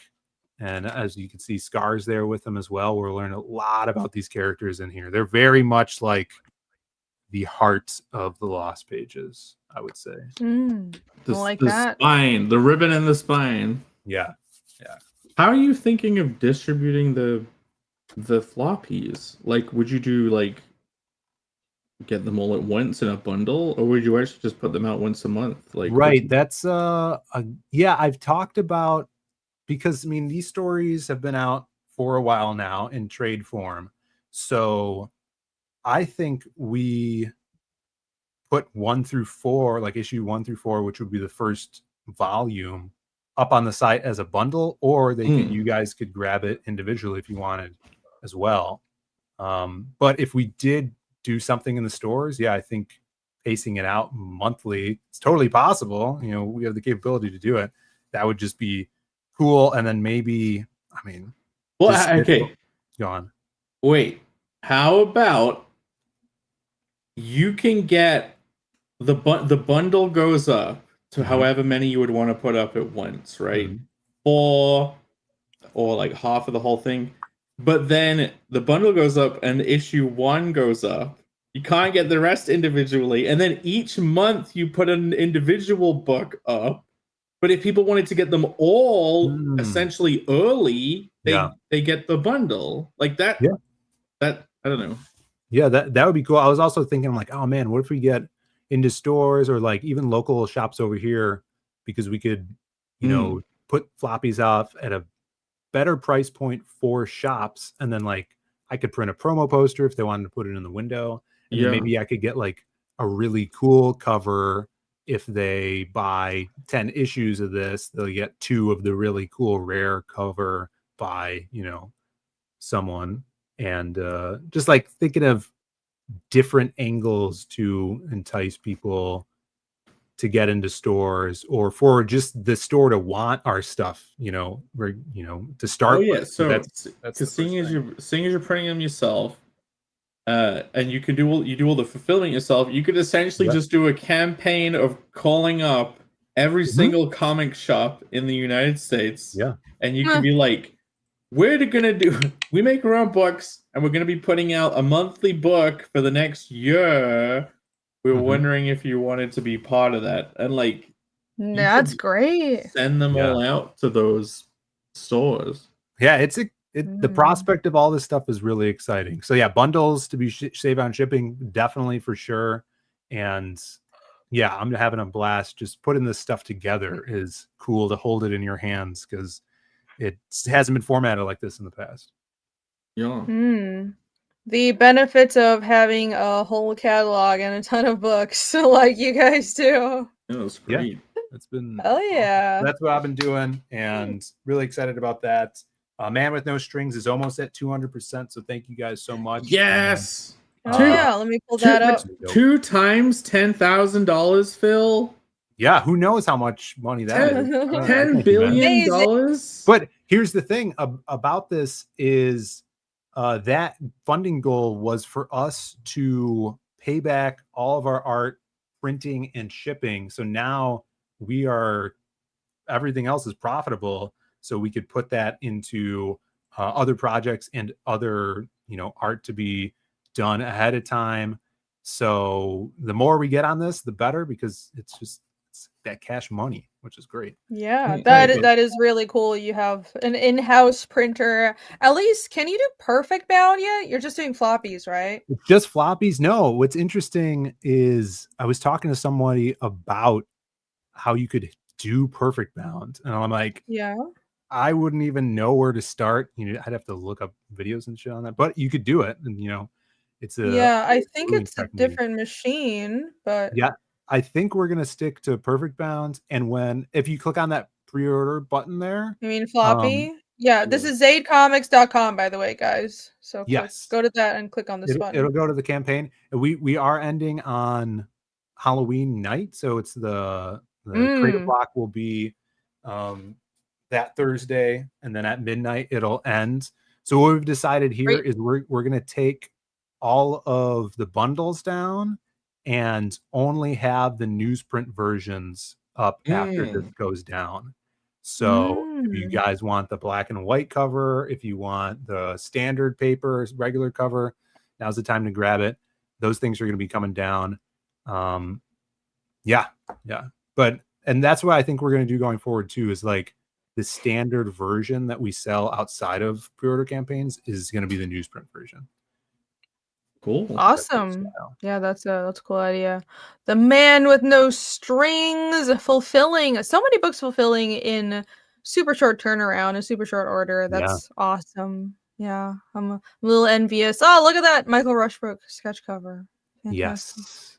Yeah. And I think we're going to put another Painted Bean up tomorrow. It's going to be another cool thing. Yay! I'm excited. The beans. Yeah. All right. Go to zadecomics.com and back this book, everyone. It'll be over in no time. You're going to want to get in on this. Yeah, we're going to try to front load the printing as well. So like as soon as November hits, people will be getting their stuff. Fingers crossed. Very cool. Very cool. Speaking of people thank you for the links. Speaking of people getting this stuff, you see this? Yes, there are new terms and agreements for Indiegogo. I shouldn't see. I haven't read through all of it yet, even though I should. I saw the part about it sounds like they're being more stringent on the rating, like PG-13 or rated R. No, that's the main part I was trying to parse. Even though like my stuff isn't that shocking, I don't think. They are quite specific. They were aiming for what is it, 17 NC 17 was the maximum rating, and just so no 18 plus, and they were actually quite clear about it in the fine print. So that's as far as I've gotten, but yeah, they do have new TOS. Oh yeah, Romy says AI stuff. Yeah, you have to say if there was AI used in anything, like even if you have it in 1 second of it in a trailer, like in My Man with No Strings trailer, there is like 3 seconds of AI him walking forward, which is, just the image that Oliver drew. So I would have to be like, yeah, there's AI in this trailer. You have to explicitly tell people. That makes sense. But yeah, if they do something to stop people from, just having any kind of campaign that's just forever out, if something is just a decade late, you're gonna have to refund people, right? I just think it damages crowdfunding for people that are actually fulfilling products, and it's really sad because for a lot of creators or even indie companies that aren't comics people, crowdfunding is the only way you can make your product. So I don't like that it's damaged with campaigns that are like that. So I remember buying a couple of books on Kickstarter like years ago at this point. I was like, I'll buy some of these like silly fan servicey things, and like still haven't received them. There was one where I paid extra to get like extra posters, and I'm like, can I get like more posters? Like, yeah, just like raise your contribution by this much and you can get a poster. And I'll be like, okay, thank you. Never got any of it, and I kept messaging them all the time, like over years now. I have messages like, hey, can I get an update, please? And they did like an update. It was like maybe a year ago at this point, like, international shipping's gonna get coming soon. I'm like, you fuckers, just refund it. Just refund me already. But that's annoying. I've had similar experiences. I'm bringing that up because it put me off backing books on Kickstarter because of just one bad experience. So it does have an effect. It's pretty sad. I've had similar experiences. I definitely don't back as many books as I used to. It's also because I just have too many books, but it's sad. So I think what I am seeing with their TOS, I mean it's on the website, so I do recommend if anybody's going to launch a campaign, you should go read it. But there is a new provision where if you've received contributions, I don't know if it's new, but there is a provision that if you receive contributions but you can't deliver, you have to issue refunds. I mean that makes sense, right? I think that's what. Yeah, be but done. how do they determine you can't deliver? Right. I wonder if there's a more there's text with more specific phrasing, Right. as in, well, A how lot of it is long vague. what is the bar for you can't deliver? Because, well, if Right.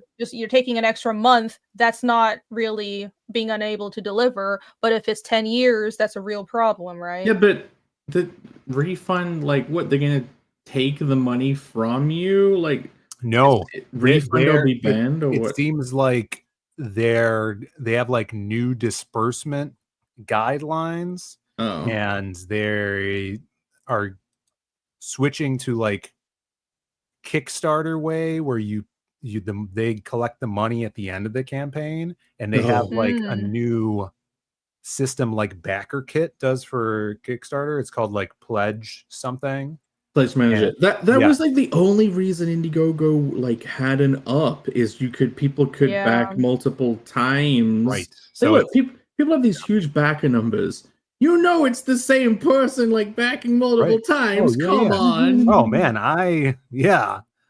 I've dealt with that, and yeah, I mean, in some ways as a creator, I kind of like how Kickstarter is, where you can't back multiple times, so you and your people that are looking at your campaign actually knows the number of your reader base, right? Yeah.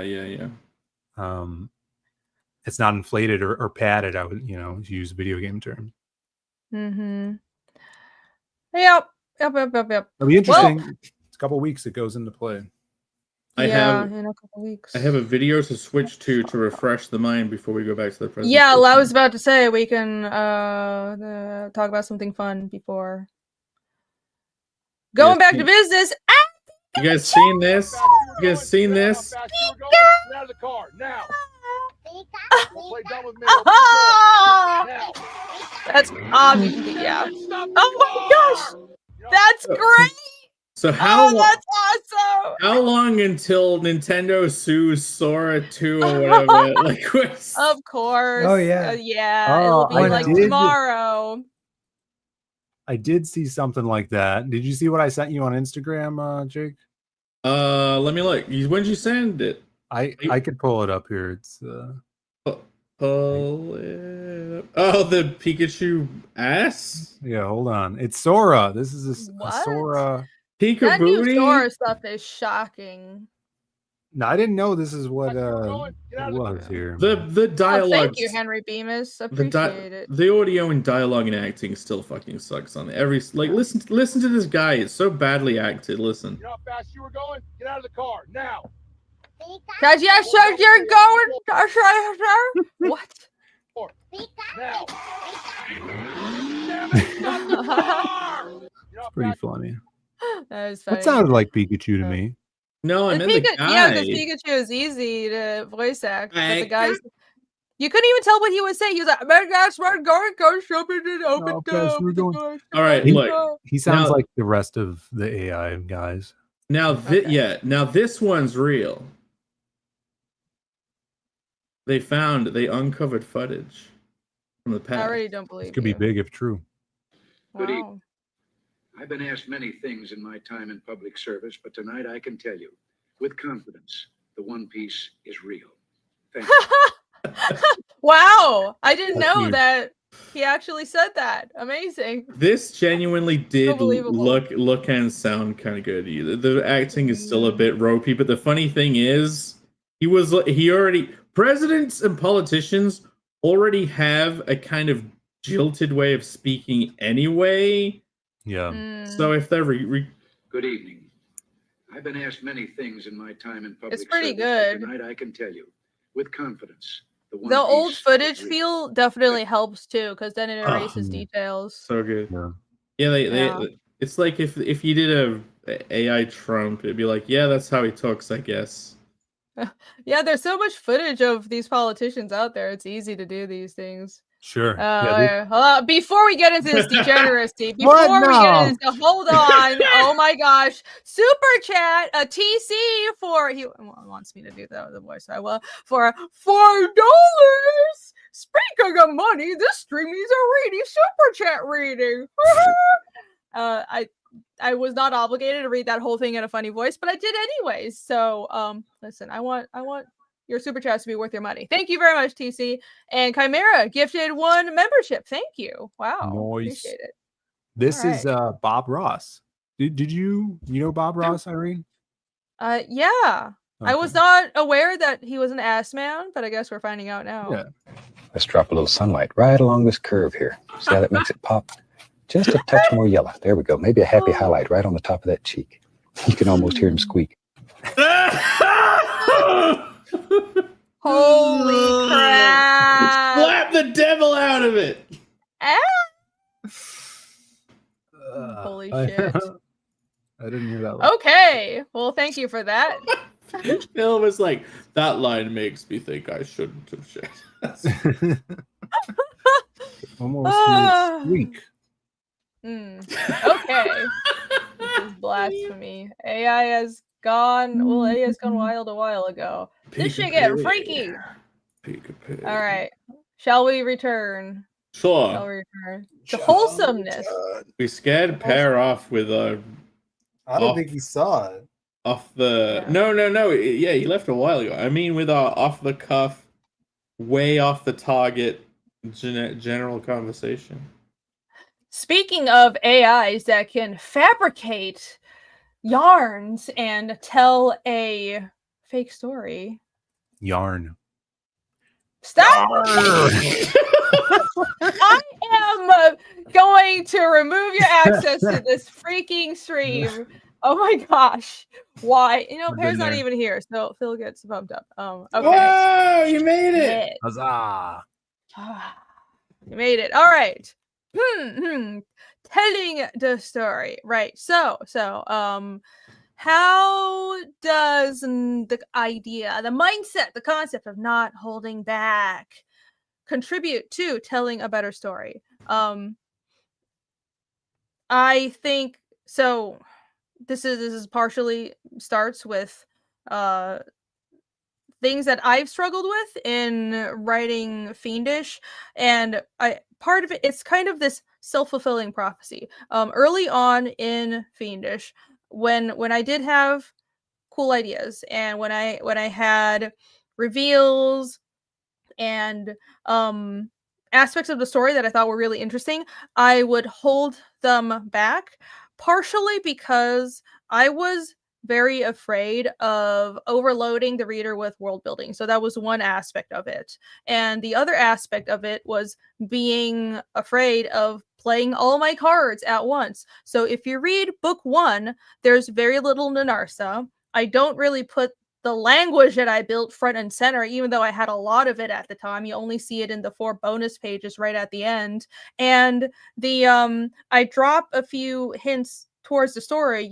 During the demon fight, you find out that Casimir isn't burned by the demon, which is weird because everybody else is. Why is that? There's a bunch of flashbacks to his hometown when Dorvo, his hometown, was destroyed. But beyond that, I didn't get very much into his backstory with Iskul. I didn't get into the backstory with Yomi and the caravan, and I didn't reveal more about the demons or how Casimir came to be where he was at after, the prologue scene of Dorvo burning down. And anyways, and I think if I were to redo book 1, not that I don't think it's good, it is, but I would add a little more. And it's because I honestly was creating from a place of fear. I was afraid of overloading people and then playing all my cards, but I realized that not only is it more compelling to just, if you have a cool idea, put it in the story and get to the cool points in your story as quickly as possible.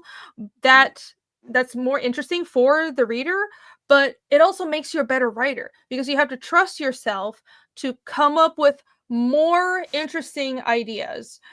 If you're holding back too much, you're kind of creating and writing from a mindset of, well, this is the peak of what I have come up with, and I'm never going to move past this. I've already peaked as a creator, and I don't trust myself to make even cooler things. So I can't top myself in this concept, so I have to save it. And then what happens is you come up with an idea that's this level, and you save it and save it so your story, the increment of the power levels or your story advancement is like this, and this is the height. But if you realize that if you trust yourself to go beyond, if you tell yourself, I can do I can tell the story as quickly as possible, get to this point and get to this cool plot reveal, because I trust that the next one, if I get here, I will evolve mentally and be able to come up with something this much more awesome. You make yourself a better writer by pushing yourself, if that makes sense. Yeah. So that's something I've definitely learned as I worked on my own work. What do you guys think?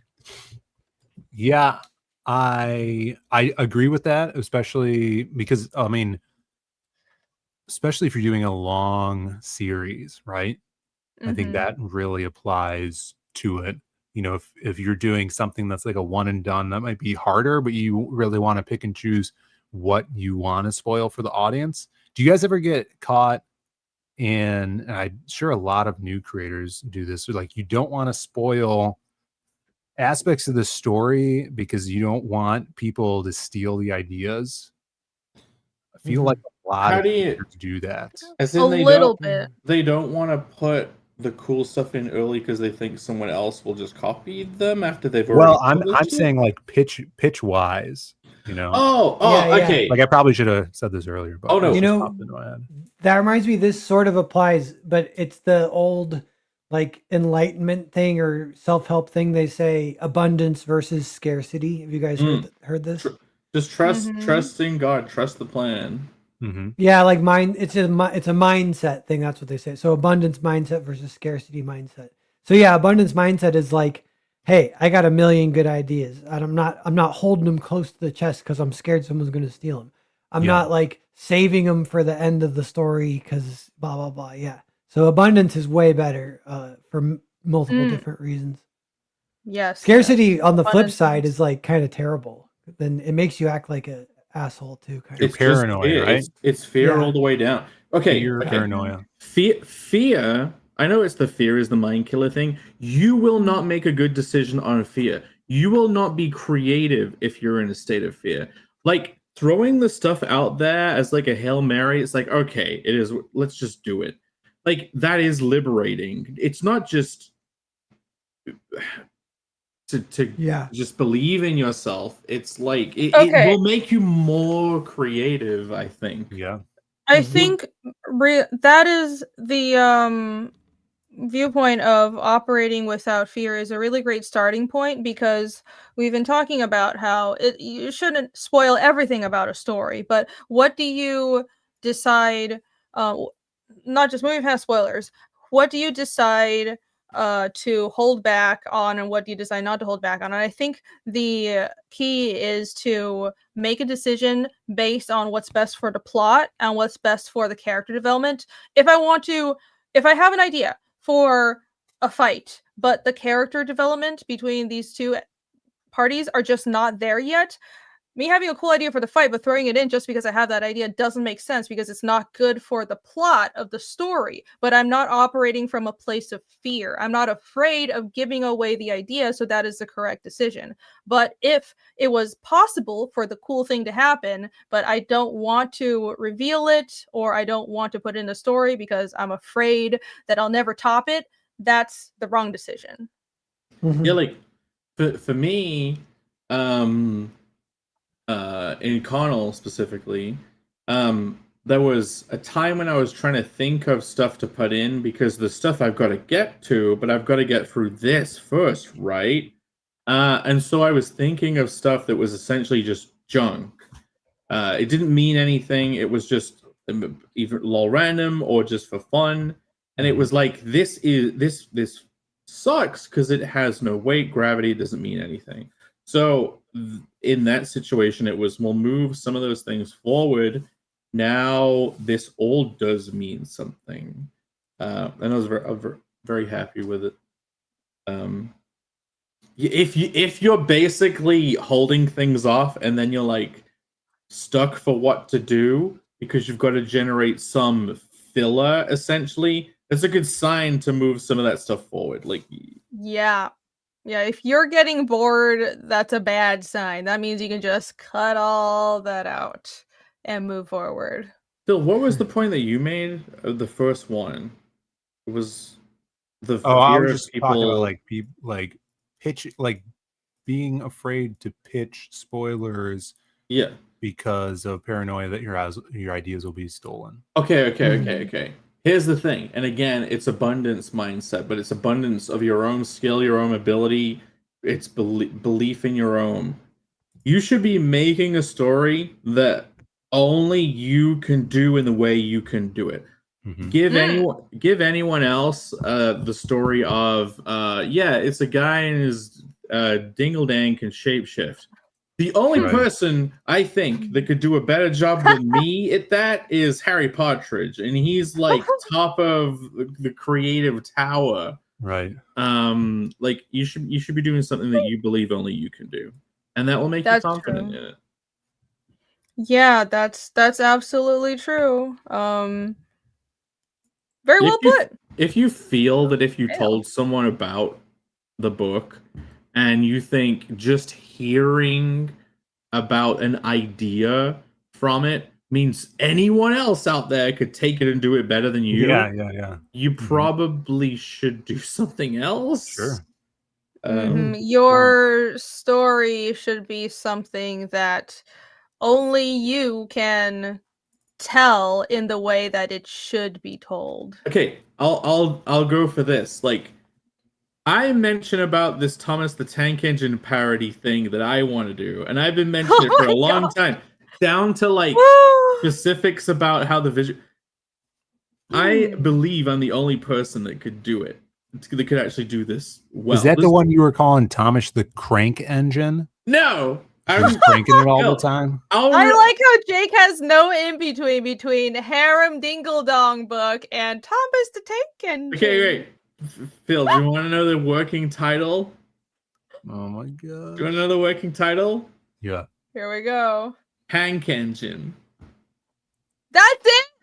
Tank Engine? Hank Engine! Oh, Hank Engine. The train's name is Hank. The train's name is Hank, and he's a train engine, so instead of Tank Engine, he's called Hank Engine. All right. Hank the Tank Engine. Tank the Hank. No. Oh, someone doesn't like it. I think it should be. You should call it the Wank Engine. No, it's called Hank Engine. Have your roles reversed? What is happening here? He is Hank Engine. Do better, Jake. 2 out of 10. That is harsh. See, this is why you don't pitch. Okay, it's Ronald. No, this is why you do pitch. People aren't liking Hank Engine. You get live feedback. It's called Thomas the Dank Engine. Yeah. And instead, he's a train and he wears sunglasses and he smokes weed. Oh yeah. He puffs out of his. I like sack that. his weed. Hey, he does. Yup. He smokes sunglasses. Okay. Wears sunglasses, smokes weed, just like Jason. Hello, Jason. In Hank Engine, you would basically, the people running the train are like, we've run out of coal, Hank. What will we do?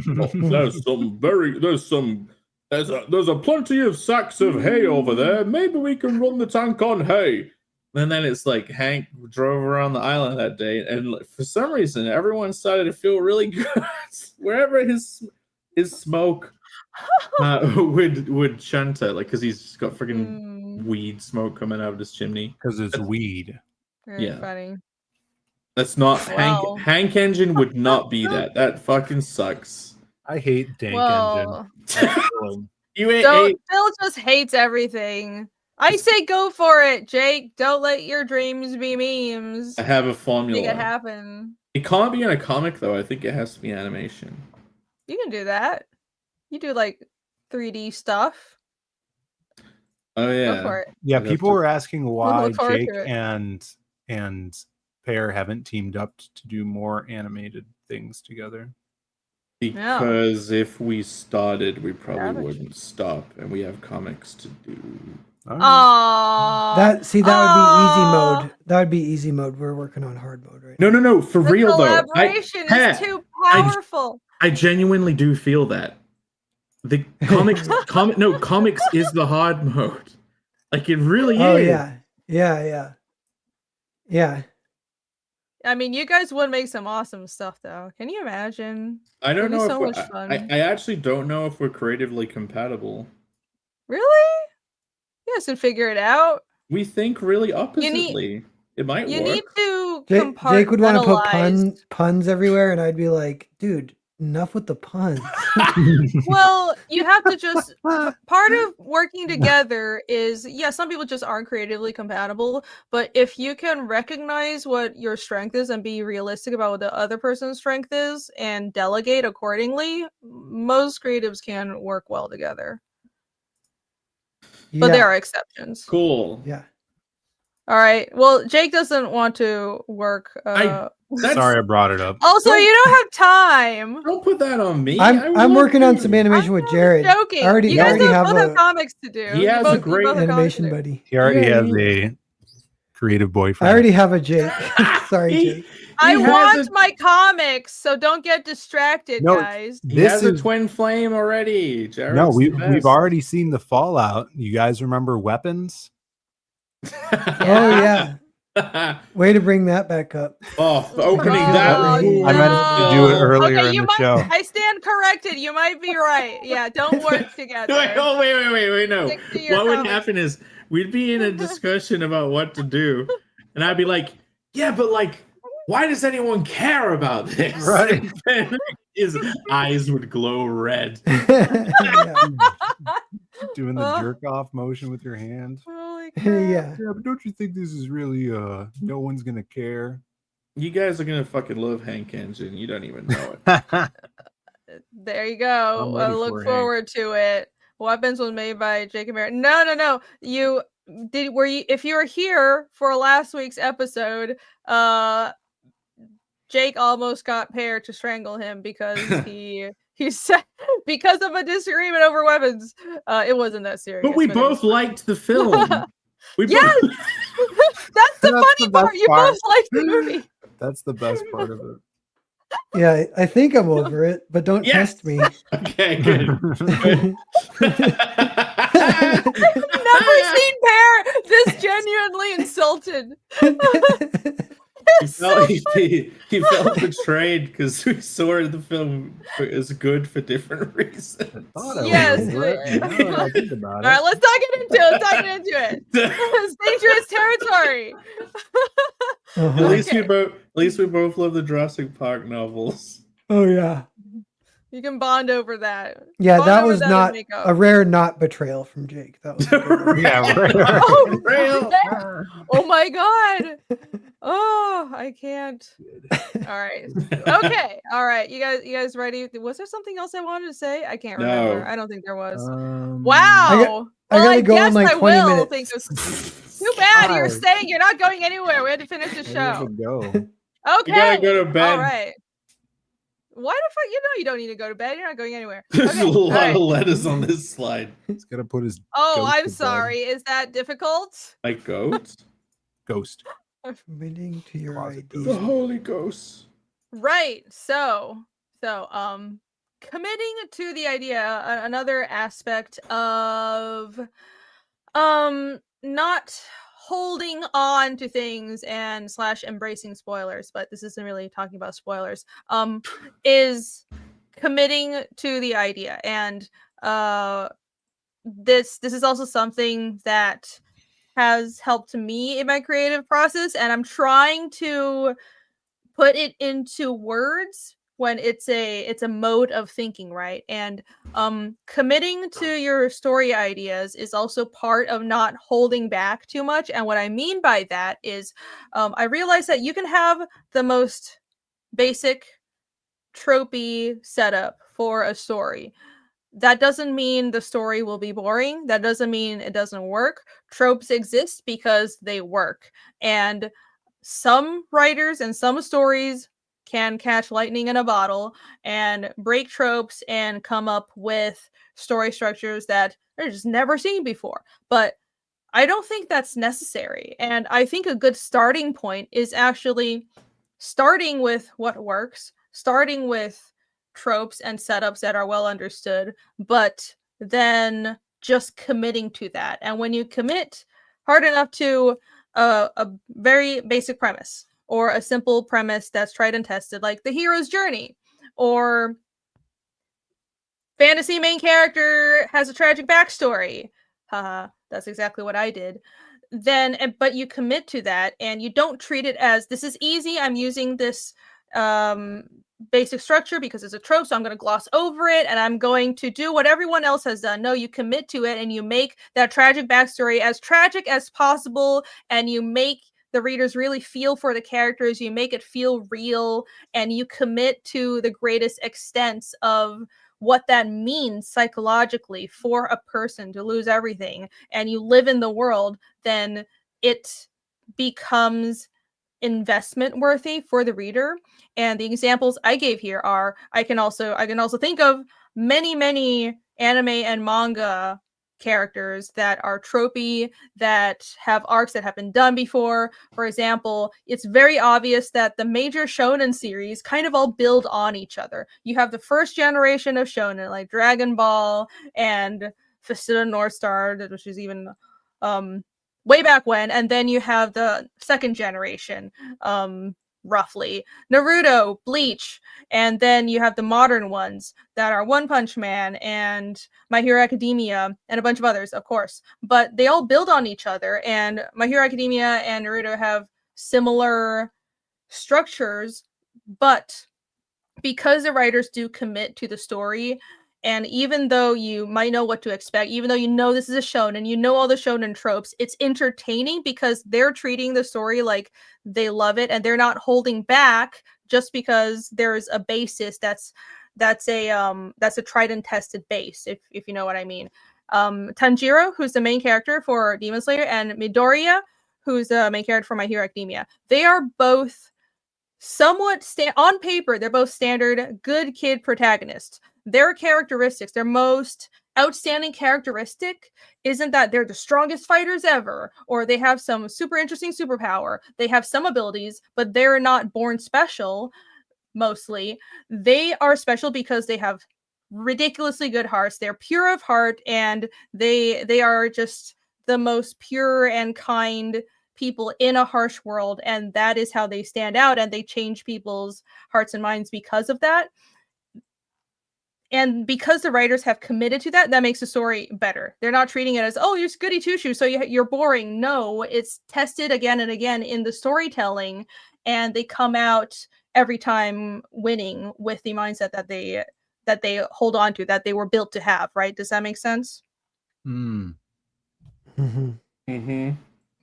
And the other aspect of that is to follow every plot point to its logical conclusion.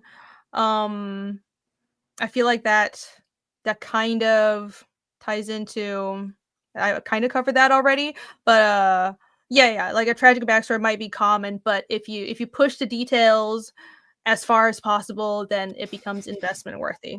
So yeah, there you go. Yeah, I get what you're saying. Yeah, details make things more complex and interesting. Commit to the bit. Commit to the bit. Yeah, exactly. Not holding back just because you think it's been done before. Well, I mean, Yeah, I or like It's kind of what I'm getting at.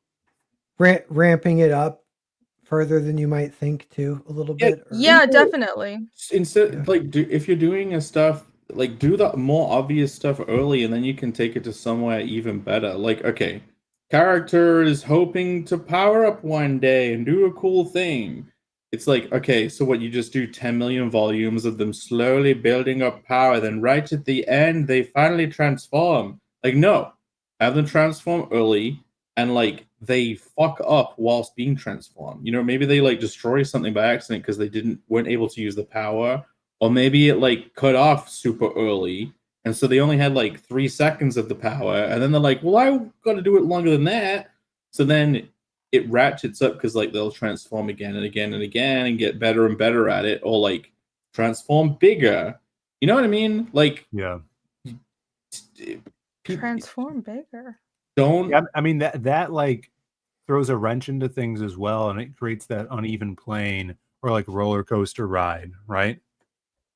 Yeah, I like what TC said here. When a creator is sincere in their efforts, it makes the work compelling. They start with a trope, but built on it with a personal flair. That's it. That's exactly right.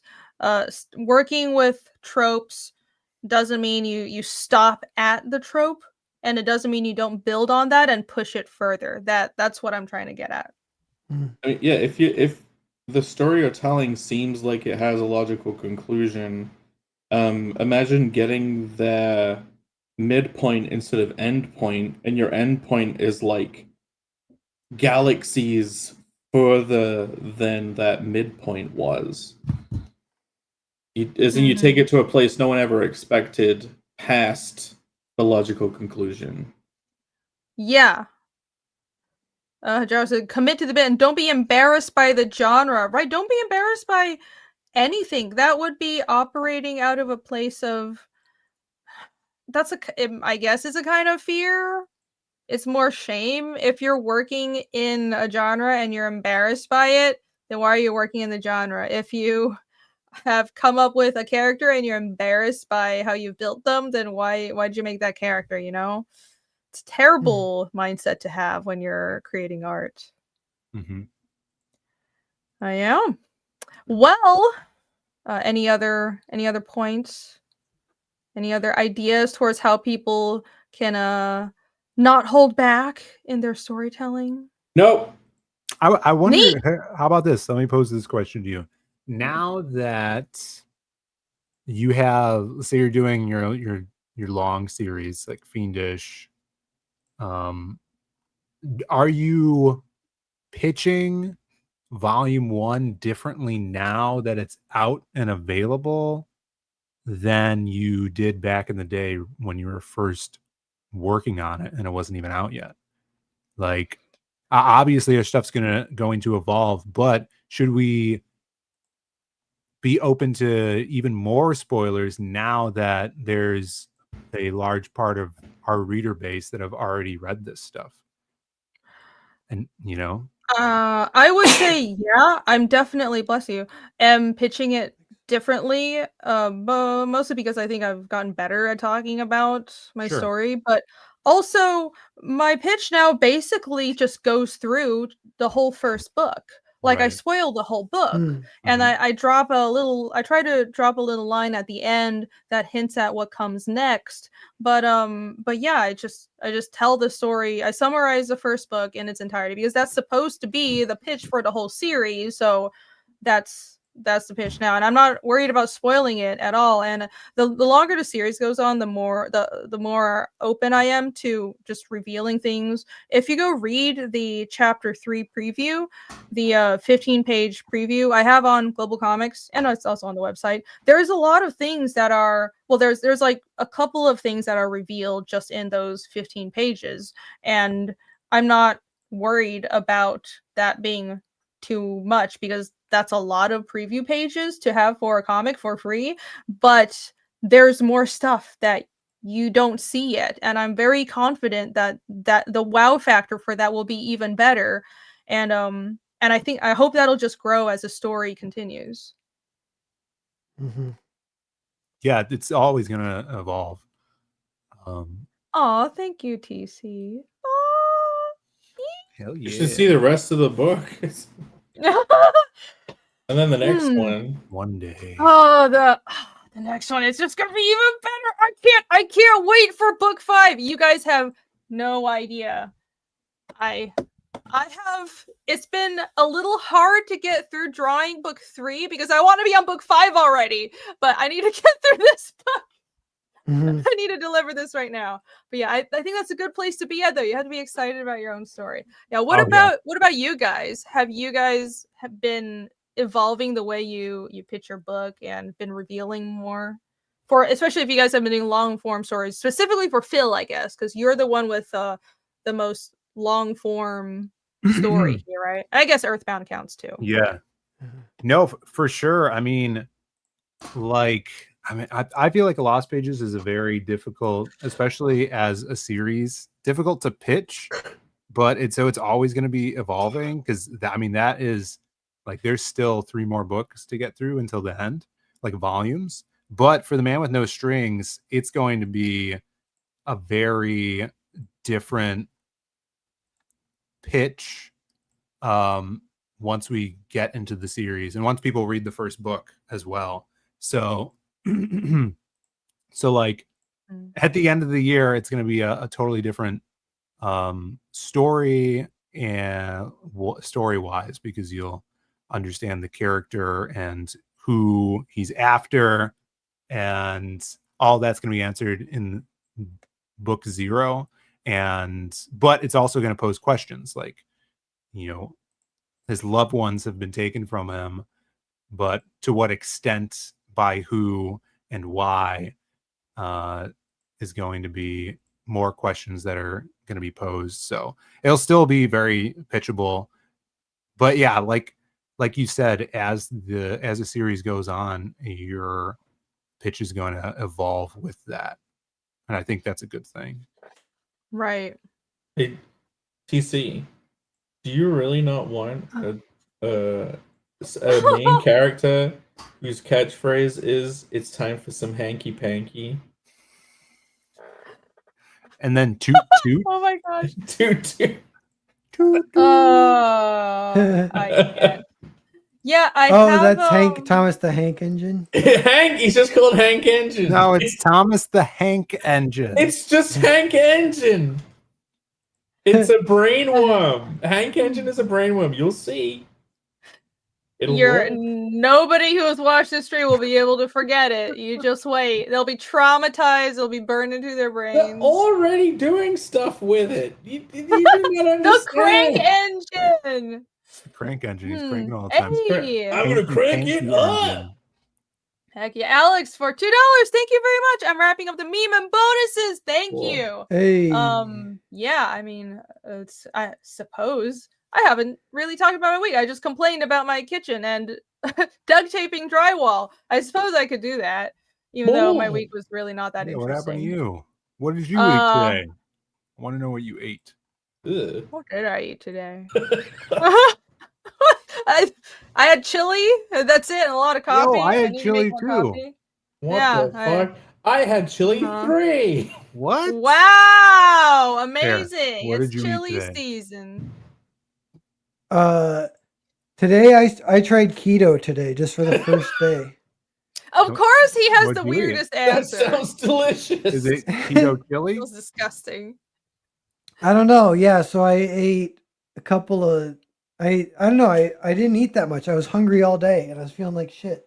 But I also never got brain fog, because that's why I kind of thought I'd try keto, because I have reactionary hypoglycemia where I eat a meal and get brain fog, and it was really bugging me. I've had that for like 3 or 4 years.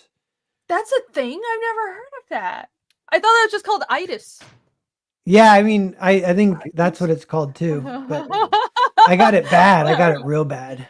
And it's been getting worse because I've been eating potatoes all the time. And so I watched starch will give you superitis. Don't do that. Yeah. I watched yesterday. I went on a big rabbit hole of YouTube doctors and I diagnosed myself with all sorts of stuff. And it's always a good plan of attack. Because that's but actually, apparently I have a fatty liver. You guys know what that is?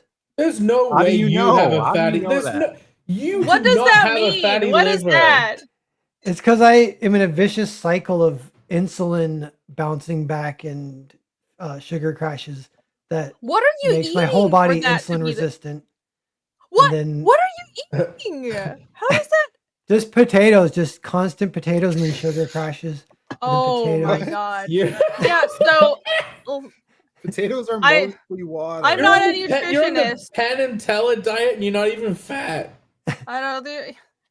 I don't even know what diet that is. Pendulette. But no, Pendulette said Um, he just ate potatoes and he lost That's how he loads of lost weight. his weight. Yeah. Yeah. Oh, Now he's I like thought that a was. sugar I glider. avoided starch for like 2 months straight and lost weight. That worked for me You personally. cut out But I mean, starch? yeah, almost all starch. So it Yeah. was just Yeah. meat and vegetables, and I would also just obviously not overeat. So Just you did eat until you're keto-ish. not hungry. Kind of Yeah. unintentionally. I wasn't intending to, because every time I've tried keto, the food has tasted like crap. Because I would try like protein bars or like nutrition bars that were keto, and then I was like, this tastes like shit. But I just cut starch on my own, and it worked great. If you've only been doing it for a day, you're definitely not in ketosis. Yeah. I know. It's all adrenaline from the decision. And You get some ketosis pea strips, and like be on it for 3 days. What was the best is fasting, and getting into ketosis during fasting. If you eat little bits, you will be really fucking hungry all the time and you'll hate it. Like, you've got to figure out your eating pattern for that. Like, yeah, no, because it kind of goes hand in hand with intermittent fasting. And so today I did pretty good. I only had 3 meals, or 2.5 even, because one was just a little shake for lunch kind of thing, Yeah. or whatever. So I really want to. I'm hungry now. I'm not going to eat. I'm going to go to bed hungry. I'll definitely drink water. Drink water. Yeah. Our buddy Nick Patera was doing keto, and he was Nick sending Potato. me Nick. Yeah, we call him Nicky Potatoes, which is true. People call him that, but What? That's great. Nicky Oh my P. God. He was on the keto diet, and he would text us images of those strips. It wasn't the P one. No, it was like blood ones he was doing. What? Where it's like blood test strips to test your blood for if you're in ketosis or not. I'm pretty sure, unless his urine was very bloody. No, I have the same thing. I have a ketosis blood monitor. You pinprick your fucking skin to get the blood out, and then you put it on a little strip and put it in the machine. Yeah. If you go into ketosis, your mouth will smell like rubbing like alcohol. It's sweet alcohol taste. Will just be in your throat because you breathe out the ketones. Yeah, that's what the YouTube doctor told me. He's a great doctor. You're just turning yourself into like a waste processing plant to breathe out all the the foul chemicals within you. Victor, I am not ignoring. I look like a skeleton. I definitely do not look like a skeleton. I can assure you I do not look like a skeleton. Season. Also, I saw that you had a Fiendish 3 question. I'm not seeing it, but ask away. I'll go weigh myself right now and see if I've lost any weight. I did start creatine this week and last week. Oh, how is it? Because I want to do that too. I'm into all kinds of drugs. I want to do drugs. Well, I don't know if you should do that while you're doing keto. Legal drugs, legal and safe drugs. I don't know if I noticed a difference, but my workouts are good. Yeah, well, that's very good. sore. You take it as pre-workout or what? Yeah, like 20 minutes before I work out, I shake it up in 8 ounces of water and drink it, and then it tastes bad. It tastes like stale water. It's very stale. But yeah, I was drinking this bottled protein shake thing as kind of a meal replacement. It did help. Yeah, it was when I was going into the office for a day job, and I was just like, I'm miserable, but I want to lose weight, so I just like drink these protein shakes, and it was great. It helped, but then I found I had seed oil, so I listened to you, Phill, and I stopped drinking those, and then I just decided to eat no starch. It's hard to find protein powder without seed oils in it. Yeah, it's annoying because I like just having some protein powder. It's healthy, it's filling. I don't have to cook. Yeah, but yeah, protein bar I would recommend is RX bars. It's like 5 ingredients in each bar, and they taste pretty good. Cool. Yeah, that sounds good. I've kind of been into seed oils lately, though. I've been Well, like, That's why your liver Oh, it's is nice so knowing fatty. you. I've been drinking Yeah, that's your ranch, lots of problem. ranch dressing. No, Oh my god, don't do that! not good. How are you not 400 pounds? Jake, have you done weighing yourself yet? He hasn't. Because I Takes a want to while. talk about my book, but I'm waiting for him to come back. Is it not RX that bars difficult sound to do? good. I want Yeah, one they're so good. bad. They're I'm so mostly hungry.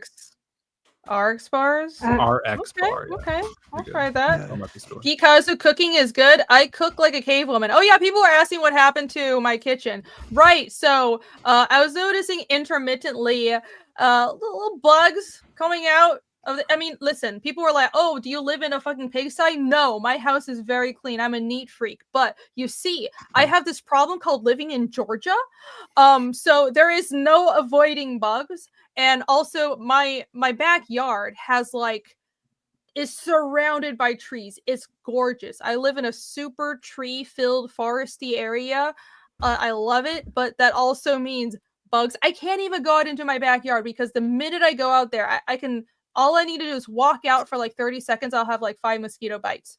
It's just impossible. But anyways, so I figured that these bugs and stuff must be coming out of like this hole that's in the wall behind my oven, because when I had people renovate the kitchen, they ripped everything out and then just, I guess, left a bunch of holes. So I spent my evening right before the stream taping a bunch of foam boards to the wall to cover everything up. And I know this is janky. I actually do know how to do some light drywalling correctly. I have done drywalling in my own. You would be surprised. You would be Do surprised. spackle. They have drywall spackle you could buy. It's pink stuff. But the you spread it thing on and is, it turns I white. don't want to completely seal it because there's a panel that accesses piping that I want to still be able to remove. So I just wanted to duct tape it, and if I need maintenance, you can just remove the duct tape. So that's why. But then I ran into all these issues. There was the oven wire was getting in the way. I had to redo it. Anyways, that's why I was late for the stream, because I was trying to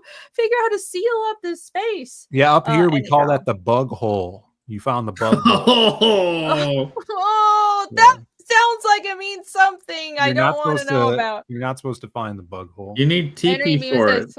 We have a lot. I don't mind spiders actually, because they're nice. They eat the other bugs. Yeah, we have. It's just the 6-foot tall cockroaches that come and want to talk about all their problems. Oh my god, that's and they disgusting. don't leave it. They keep asking for food out of the fridge. They keep talking about their wife. Like, man, you're fucking huge. Why That's disgusting. Go get a job.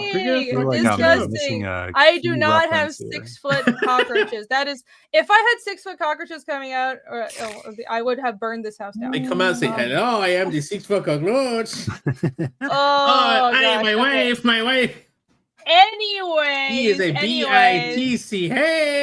Anyway, so guys, the rest of my week has.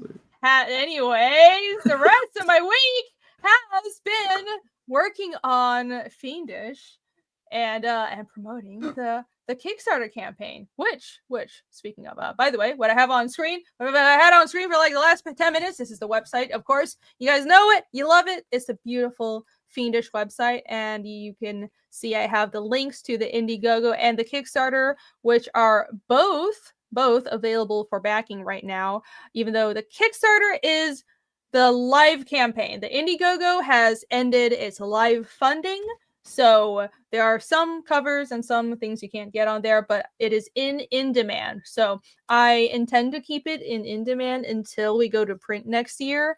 But yeah, the only the Indiegogo has original art though. So if you like original art, then you have to go to the Indiegogo. Otherwise, right now the Kickstarter is the star of the show, and the good news. Oh, I had to put it on the website just like you did, Phil. I like how you put the no, it was Jake. You put the campaign totals between Indiegogo and Kickstarter on your website. Yes, so I need nice. to do that. Front But yeah, page. we are almost at 70K actually. I think we've crossed 69K just today. So Really? nice, and Hell thank yeah. you. Oh, You guys nice. are awesome. Yeah, so I am shocked, and I also need to come up with a new stretch goal. That's amazing. Wow, this, I mean, it just keeps ticking up, and I'm very, very grateful because to be honest, it's like I got a little campaigned out before wrapping up the Indiegogo. Then I did a week of super intense work campaigning and promoting and designing the Kickstarter, and then having a meltdown when I thought it would only be up for a week. Yeah. And then I've been a little tired, and I've been mostly working on pages and managing stuff on the back end. But yeah, every time I check back, there's a huge jump in backers. And also shout out to Eric July. I was on his stream, and a ton of people came in and back during that stream. So thank you to people who came in and back during that stream. If you're watching, I really appreciate it. And thank you to Eric for doing that. So yeah, it's doing great. I'm hoping the Kickstarter can hit at least 10K. I think by it'll the hit time 10. it ends. It'll hit 10 by the time it ends, I think. I hope days. so. If not yeah, more. 16 days. So we're a It's little. got so much time to get there. I know campaigns are pretty front loaded nowadays, but I'm hoping that at least we'll be able to get to 10K by the time it ends. And yeah, the this beautiful cover that you see over here, this is the featured Kickstarter cover by Kyon Aoki, and what that means is you can only get it solo on the Kickstarter.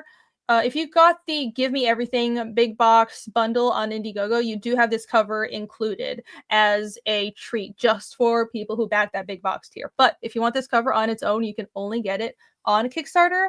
Otherwise, the campaigns are similar. I'm offering some items from older Fiendish campaigns on the Kickstarter for any potential brand new customers, and people have been getting that, so that's really great. People have been getting the Gigalith on the Kickstarter. That's the tier for people who want to go all in, get the whole series from the beginning, and a bunch of other knickknacks like the maps and the pins and all the stickers and all the trading cards. And people have been getting it, so that's really awesome, and I'm super grateful.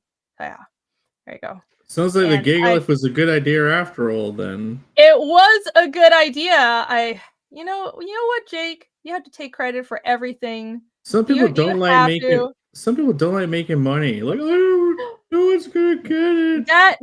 Legit. I do have to thank Jake because it was. I was talking to him about how to design a Kickstarter because every platform is different, and there are nuances to how backers expect a campaign to be structured on every platform. And for example, you'll notice that the title for this campaign is chapters 1 to 3, when on Indiegogo, every time I launch a campaign, it's Fiendish 1 or Fiendish 2.5 or Fiendish 3. But here, first of all, because this is the first Fiendish campaign on Kickstarter, so it is the first chance people can get the series. So I am offering chapters 1 through 3. But also, this is a more common way to title campaigns on Kickstarter, and it makes it more clear that I'm not just offering chapter 3. So anyways, but yeah, Jake had made a big box tier for Carnal that was doing really well, and I was thinking that's a great idea to have that kind of big box tier, and I took his suggestion and had that for the Fiendish campaign as well. Phill, you should do a Lost Pages Kickstarter where it's all the Lost Pages series so far. Like one book or no. A campaign that's basically all of the stuff that you've currently managed to get to, like Lost Pages 1 to what book do you want? Yeah, you should do it. And you should have, don't hold back. Like, make it so someone could catch up on everything, even if it seems ridiculous to you. There are people shopping for cool stuff. They'll come across the campaign and be like, "This looks sweet. I want to really commit to this," and they are served by it. And then you get more money to put into Shoestring Millionaire. Cowboy shooting jack. Shoestring millionaire. Yeah, it's a good idea. I have a question, Irene. Are you do you still have a bunch of leftover Fiendish chapter 1s? Or are you having to reprint anything for this? I am in the process of reprinting chapter 2.5, but I do actually still have enough Fiendish 1s and 2s Yeah. from the chapter 2 campaign. So I way overprinted for Yeah. the chapter 2 campaign, and I still have books left over, at least enough for this campaign and hopefully the next one. So that's really good. I actually didn't overprint as much as I should have for 2.5. So, by the way, anybody who has store orders and is waiting, I apologize. I'll send out an email blast. But yeah, I am reprinting 2.5s. That's why they haven't shipped yet, and they were on pre-order. But yeah. For Cool. chapter 1s, I think people should overprint to an amount where you're slightly terrified, because you'd be surprised, especially if you have a long form series where you'll have many books. Every time you have a new campaign, you continue to sell chapter 1s. Like chapter 1s are by far going to be the most sold books until you do a collected edition. So my plan is print a ton of chapter 1s, and I expect sales to decrease with like chapter 2, chapter 3, chapter 4, chapter 5 until the end of the first arc. And then I'll do a collected edition. And then when people can get one collected edition all in one book, more people will jump in at that point because they don't have to spend like $100 just to get caught up on the story, right? And that makes sense to me. That's what I would do as a customer.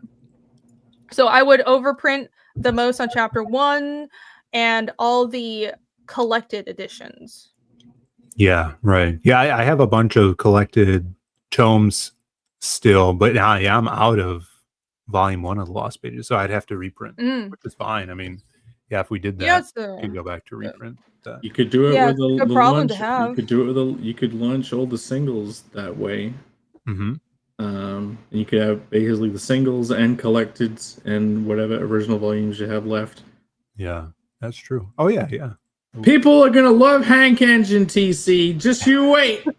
You'll be like, I can't wait till issue 1 of Hank Engine. Oh fuck. He can't do it. He's too tired. All right. Let's listen. The engine verse. The engine verse with Dank and Crank and okay. Hank. Do you want to know one story idea I have for an episode of what happens is they're on an island because it's the Isle of Soda. But they all get news that a Japanese bullet train is going to be built through the middle of the island, and they're all pissed off about it. And they never see it; just rushes past them, going "Hi-ya!" It rushes past, going "Hi-ya!"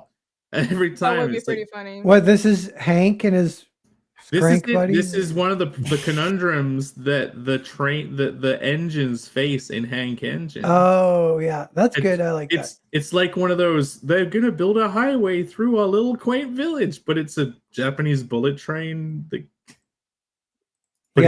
he's a tank. Great. No. Now he is. It's a modern Japanese bullet train. It's the invasion of the new technology. Right. No, I get it. But Hank is a tank. Yes, Hank is a tank. They're little tank engines on a quaint little island, and then the Japanese Sir Fatty Fat has sold the land to be able to build a bullet train right through the middle of the island, coming from the top of the map, ocean through the island. Let's all support Jake's little pipe dream idea. His little dream that he's had since childhood of making a Thomas. One of the trains jumps on the rails to protest to block the train and gets it goes well for him. No, I want no part of this. I love the idea. No, I think the bullet train engine is the bullet train idea. That's this is all in the nature of the show being embracing spoilers. You guys, yeah, it's just all these riveting spoilers. Yeah, but why should we care?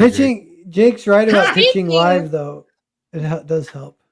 Yeah, it sure does. And speaking of pitching live, if you haven't heard of Fiendish before, even though I do hope that if you are here, you have heard of my fantasy comic that I have poured my heart and souls into. Fiendish souls and multiple souls? Oh gosh, what's happening? Anyways, Fiendish follows the story of Casimir, a young boy who lost everything to a devastating demon attack on his hometown. His whole family was slaughtered by these mysterious, tentacled, dark beasts. And not only did his parents get killed, but his cute little adorable twin sisters.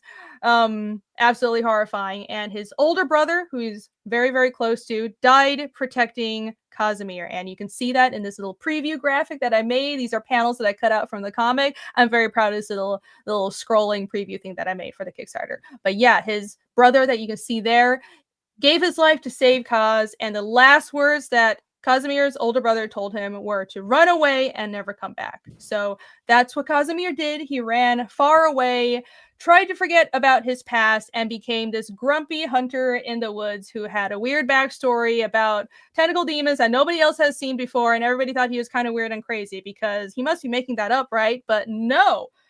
In chapter 1 of Fiendish, these monsters resurface again, and Casimir is faced with his nightmares, and he realizes that he can no longer run away from his past. So after confronting one of these demons, defeating it by the skin of his teeth, he sets out on a journey to return to his hometown and uncover where these monsters are from.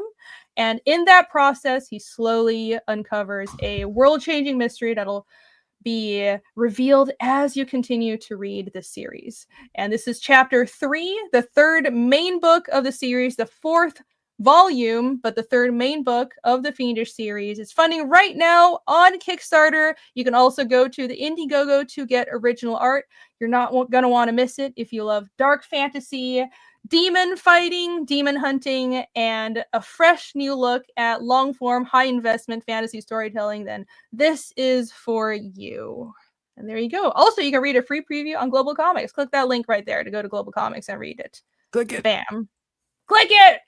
Yeah, here, I'll click it to show you. See? Behold! The free preview is right here. It goes to the frame reading every time, but I guess I can show you guys. Yeah, you can read it just like this. Jumping from frame to frame, but 15 pages of the comic are on here for free. So there you go. That's one of the first spreads. Yeah, go read it for yourself. I'm sure you will be sold and you're going to be left wanting more. And I am very excited to show you this story. It's going to be amazing. So much stuff happens. I've been saying that Fiendish 1, 2, and 2.5 were laying the groundwork. And now that the foundations are built, you guys know who the characters are. Everybody who's read those books knows who Casimir is. Iskil, Yomi, Ragna. The main team is assembled. And you have the 2.5 chapter that was Casimir's backstory. Now we're taking off because now we can move forward and we get into so many reveals with chapter 3. There are 2 mystery villains that are introduced in book 3 because, surprise, the story isn't just about hunting demons. There's somebody maybe behind the demons. Somebody maybe pulling strings from behind the scenes. Who knows? Who knows what that will be? Who these people will his name is turn Hank, out to be. and right, he's not of this world. Oh, And he's yeah. Like, what? Why are you Hank. Nate? Right, tank- he's actually a steam engine, The tank and with it's no a crossover strings. from Jake's World. So, anyways, They'd have to be a Hank is cowboy engine. train. They'd have to be a freaking cowboy train made of wood. Well, I It'd be like, Unbelievable. I would don't let you round I these got a train paws, story. boy. Mhm. Oh, this is the one of the mystery villains too. By the way, that's the permanent cover. So, Mystery but I villain. haven't revealed who he is or even his name. But you will see. You will have to read to find out His more. name is Hank and Jake. Why haven't I kicked Jake yet? Oh my gosh! All right, the meme's up. The meme is up. Awesome.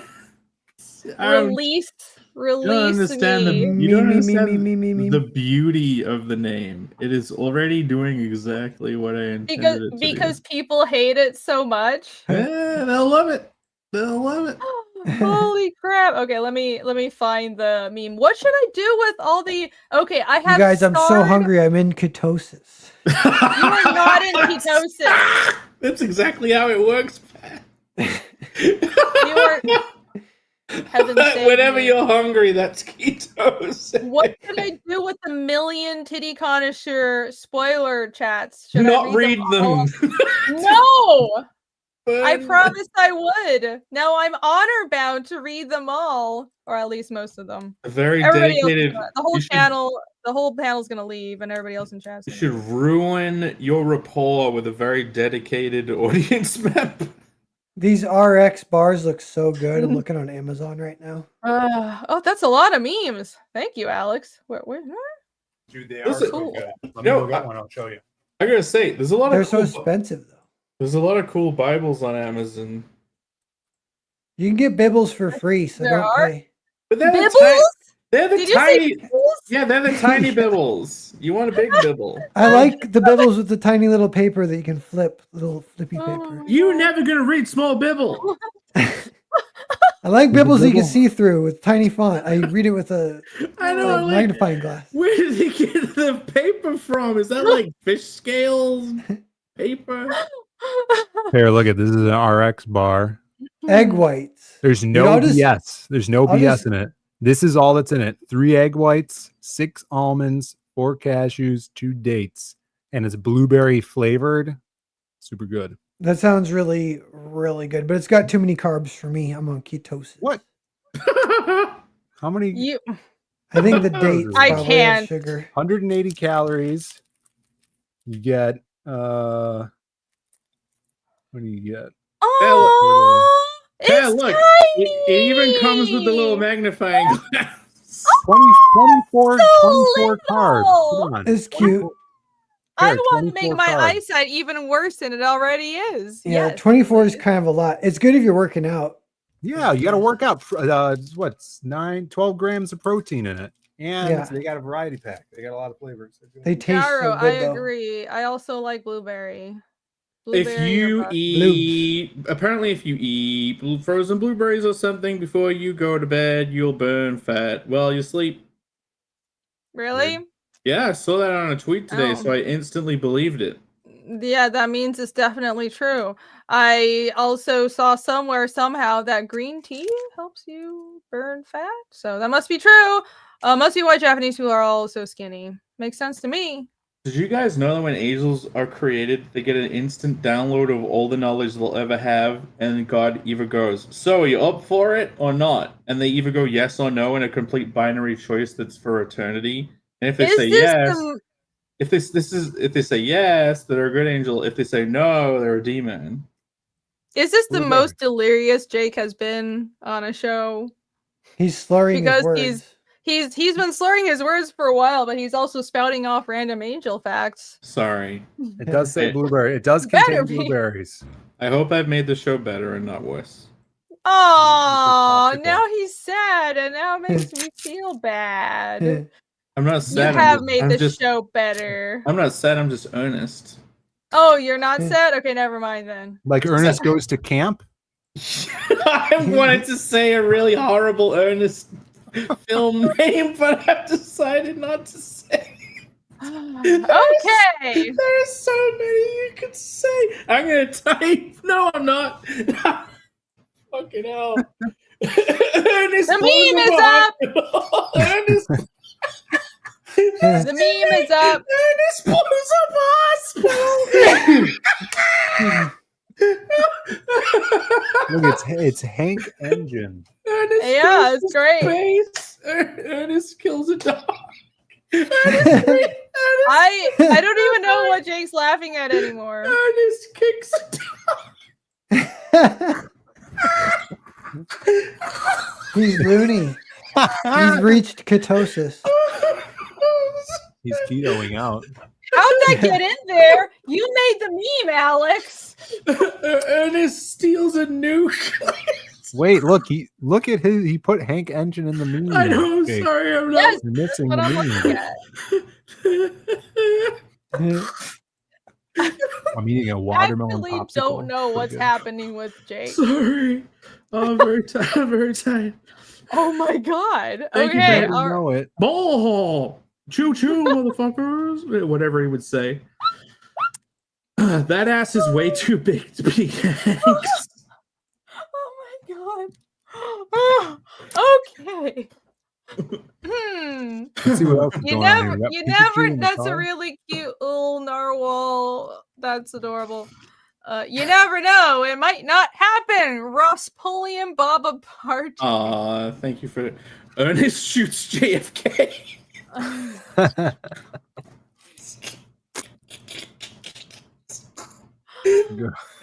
You can tell me to shut up. Good one. Pear, would you like to start reading your part in the meme? Did we take part? Who's the dead man in front of with dead wizard Jake? I think that I don't. Is that Pear and the narwhal? Oh, there's a floating corpse in on the air? ground. Is his... There's a corpse on the ground. Yeah, I don't know that. It looks kind of like Pear. Oh wait, Napoleon Rospolian Bob Aparte. That's great. That makes sense. Oh, awesome. Bob Ross, nice. Yeah, that's awesome. Okay, let me read my thing. I could be a gigolo to these caretakers. It would be more for money than pleasure. I just gotta know what the fuck the mystery is. I think I'm over it, but don't test me. Oh, this cute little narwhal. Yeah, okay.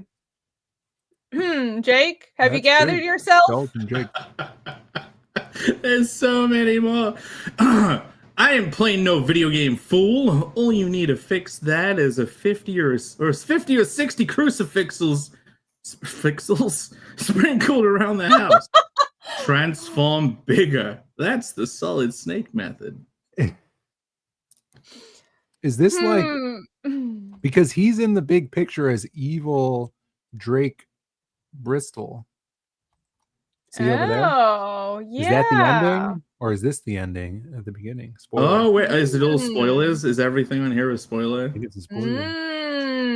Yeah, there's always something meta. Why are all the novels in these memes getting cuter and cuter every time? I know! You need a vinyl novel desk toy or a novel plush has to exist. We need toys of all of our we need characters. Pat to invest big on novel plushes and sell 5 yes. of them. Give us narwhal toys on your own dime. Just like all those all-over shirts that everybody wants to buy. I was so wrong on those. I mean, I think they're cool. I guess nobody else does. Okay, I guess I'm next. Good luck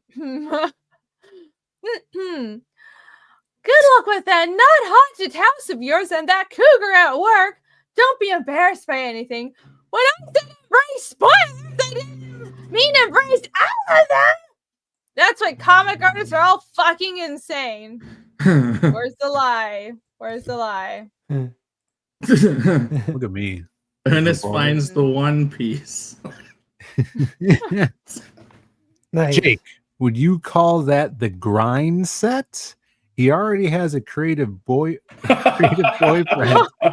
He's Newman. He's from Jurassic Park. I hate Hank Engine. Such non sequiturs. No. The grind set, and then he says boyfriend, so he's grinding on his boyfriend, and then the boyfriend is Newman. He's Newman, yeah.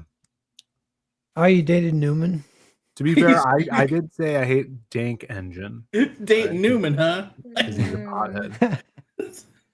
Well, very Ernest good. dates Newman.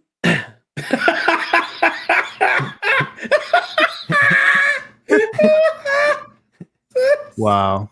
Ernest gets AIDS.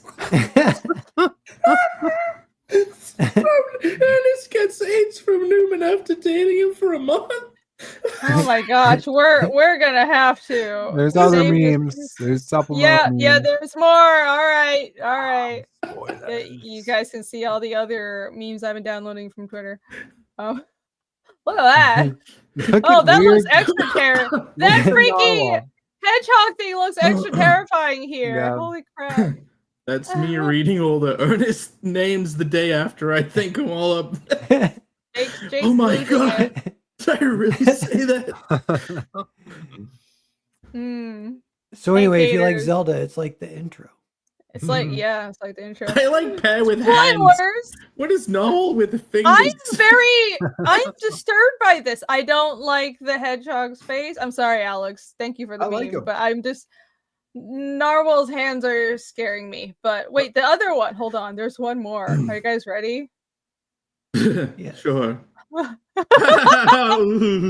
the hell is this? Oh, it's so Why are funny. we all hugging? What is this? Yeah. Don't care. It's so disturbing and perfect. Also, I have elf ears. Yay. This is funny. Ears.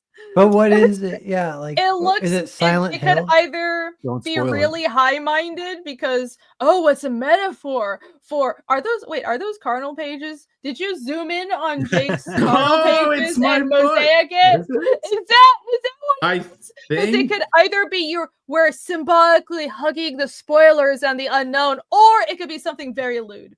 Oh yeah, it's Yeah. embracing we're embracing- embracing the spoiler. yes.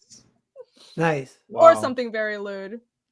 Awesome. I love this one. This is my favorite. That's great. Thank you, Alex. What a Amazing. freaking very, body very horror. wonderful memes. Yeah, freak that would be beast. horrific. Are you guys the Imagine if you're ever narwhal one? Well, imagine if you're Terrifying. ever being assailed by something, but the thing is pixelated, but it's in real Yeah. life. Right, that would be a cool horror villain. The Pixel Man. No one would have sex with a pixel man. He can be a whore. He's like a creepy pasta slasher, like the Slender Man or a Hat Man. He's the He Pixel tells Man. you, he spoils the best parts of your future by telling you them. Yeah. Mhm. Creepy They hug pasta. Hank. Oh, it's Hank. Hank Engine. You Okay. guys are gonna love Hank Engine. I'm not sure if that'll be true. Oh, Jason, you will like Hank Engine or else. I support your endeavors to make Thomas or Hank the Hank Engine. Great show, great memes, Alex. Thank you. Yes, wonderful show. Thank you guys. I don't know if we need to do a second half. I didn't even pull up any of the news articles. I had news stuff ready to go, but we didn't even It was have to pull pretty, them up. thorough. Save them from next. We just discussion. talked so much. Yeah, there's some interesting stuff. I guess I'll keep that all bookmarked for next show. I'll pull it Sure. up on whoever's stream it is next time. Who is it next week? Phill, maybe? I think it would be. I have think a it is, 'cause last proposition. time- Okay. Do you want me to do it? If possible, could I host the week of my closeout because I want to do some giveaways as well, which would be the 30th, Yeah, Which I don't mind doing next day wait. before Halloween. Is that cool? with So we everybody? we skip you until we don't skip you no more. No, I mean if you It's that just means- too- no, Phill, it would if be- you did it on the 9th, then pair me you wait. Me, pair Irene again, you. Okay. oh, yeah. like the that No, makes- if you don't do it until then we'll just you've done so many shows, Phill. You covered so I thought many. it was only 2 weeks. There's Oh, the whatever, 9th, we'll the figure it out. 9th, the 16th, 23rd, and the 30th. No, it's been 3 because you're right after me. I don't Yeah. mind doing a show. Yeah, It's really easy. Now alright, we cool. know. yeah. Well, I will do the 30th, Cool. and then whatever else needs to be done. Okay. Well, I guess stay tuned and we'll figure out the day of whose channel is going to be on next week. So come back next Thursday for the Creative Block. If you're watching on the Creative Block channel, by the way, thank you very much. I'm going to post that channel link to the description. sub.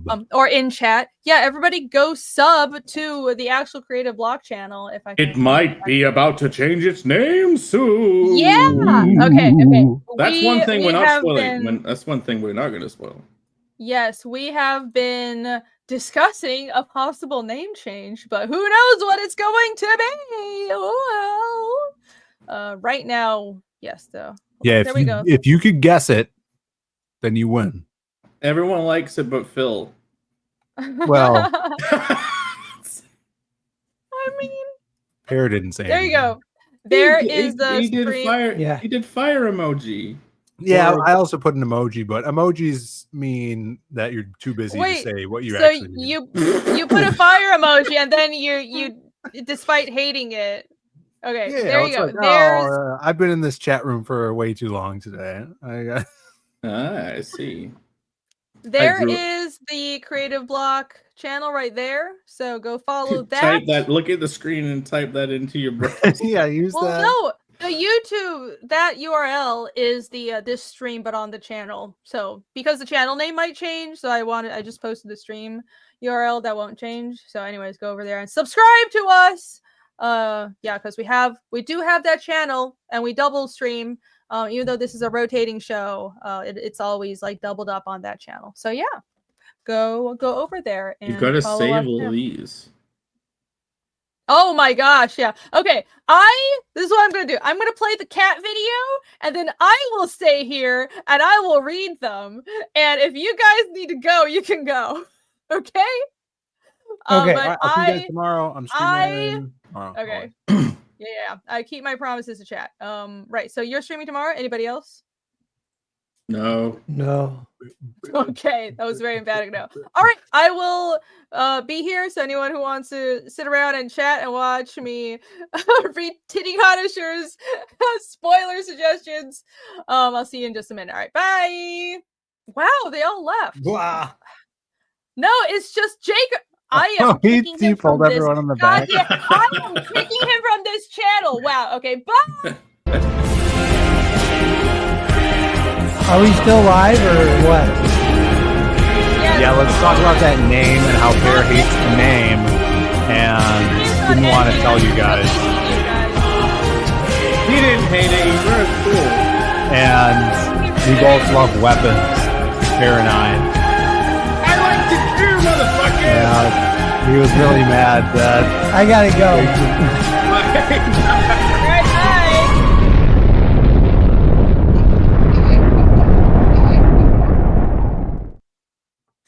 No, I'm still here. But I actually do have to go, I think. Because I'm tired. Good night. yeah, Yeah, good night, everyone. Work on Good the show. liver. Good show. It was funny. Yeah, Good show. Funny seeing it was Thanks funny for seeing being Jake here. get hysterical. There's Yeah, one. that was good. There's I- one I I think wanted that to is say the but resisted saying. The That's most good. hilarious Jake has ever gotten on stream. That was quite something. Just from tiredness and ketosis. Tie me. I can't merge the words together.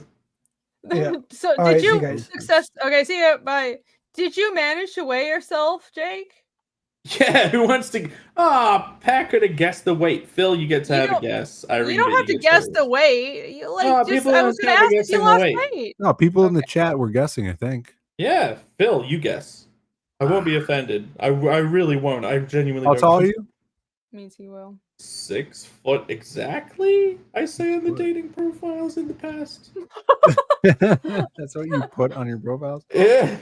Let's see, I was probably at my heaviest, I don't know, I 260 or something. Pounds. Yeah. So that I'm saying at my heaviest, that's probably what I was like 250, 260. I don't know. Does your weigh machine use kilos or stone? You use stone? It's in pounds. I measured it in pounds. Yeah, I'm guessing 25 stone. It's in pounds. Guess in LBs. What the fuck is a stone? You're 6 foot. I Did I would say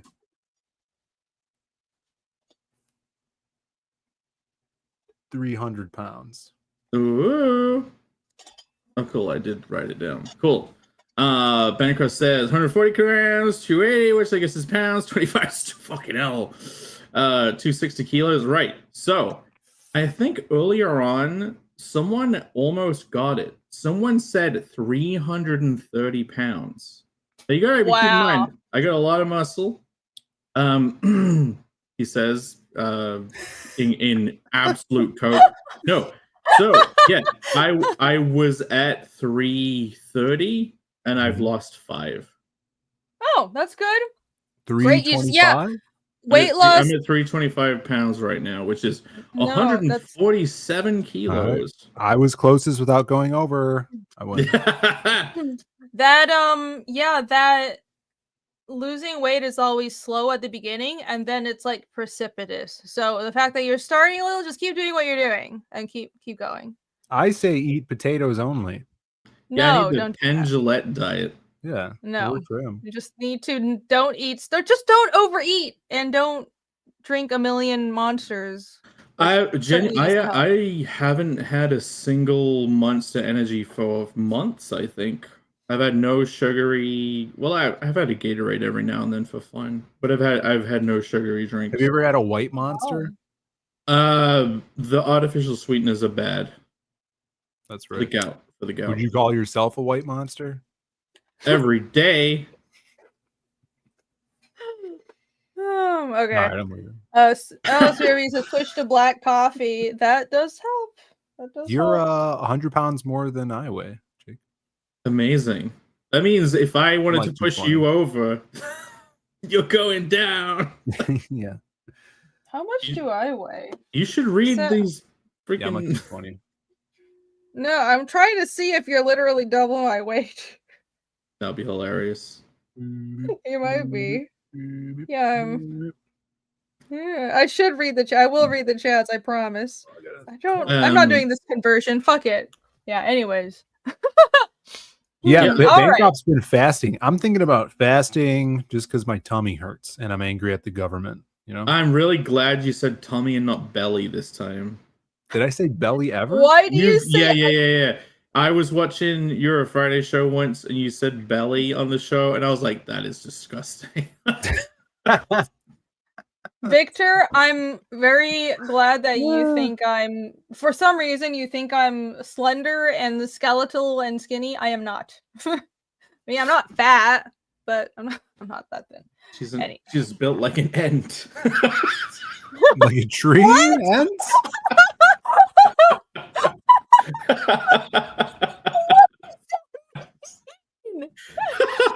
Yeah, when's the best day to fast, Bancroft? The day where you don't want to eat anything. Oh, holy! Just because my Real- tummy hurts. Talk about it tomorrow. Why will fasting make your tummy not hurt? Because there won't be anything in it, I think, right? So the acid will just be churning like a washing I machine. think your brain signals stop just because Maybe. there's nothing in it. If you eat before you go to bed, then like the fast begins while you sleep. Then when you get up for breakfast, just have some water. You can very easily get to like midday. It is so easy to intermittent fast. Yeah, Just for have- sure. No one should be eating breakfast. Yeah. This is I a mean- theory I I kind have. of agree. Yeah. I have Well- a theory that breakfast is a lie and was invented by cereal corporations. And I big think if you- farm. Well, If if your you eat an breakfast- American breakfast, it's really bad for you If- because if it's you- all the most fattening, disgusting things. If your breakfast is like a chicken omelet or a ham omelet or something, then Omelets are that's good. perfect. I mean, and that's like fine. Taiwanese breakfasts are these crepe things or just porridge, and that's healthy. I'm not even hungry in the morning. Like, I don't get hungry until Oh, I'm always 11. starving. Well, then don't eat. Then if you're not hungry, why are you eating? I tell you what, one of the best week. I can't know if it's the best week. I've had some pretty good weeks.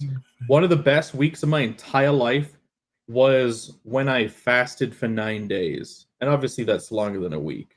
But after 3 days, you pretty much go into autolipogenesis, and so 1, 2, 5, 7, 8, 9, yeah.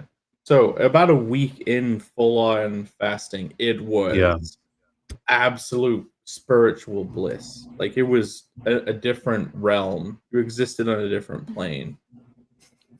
You were like Ernest when he went to heaven. Yeah, Ernest stops eating. And Ernest goes to heaven. Did that actually happen? Well, the actor is dead, yeah. So I hope so.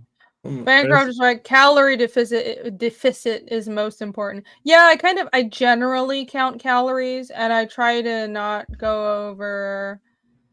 I try to stick to 1,200 a day, but realistically, I probably just about that. Maybe up to 1,500 some days, and I mean for women that's fine. You don't need more than that. So, but yeah,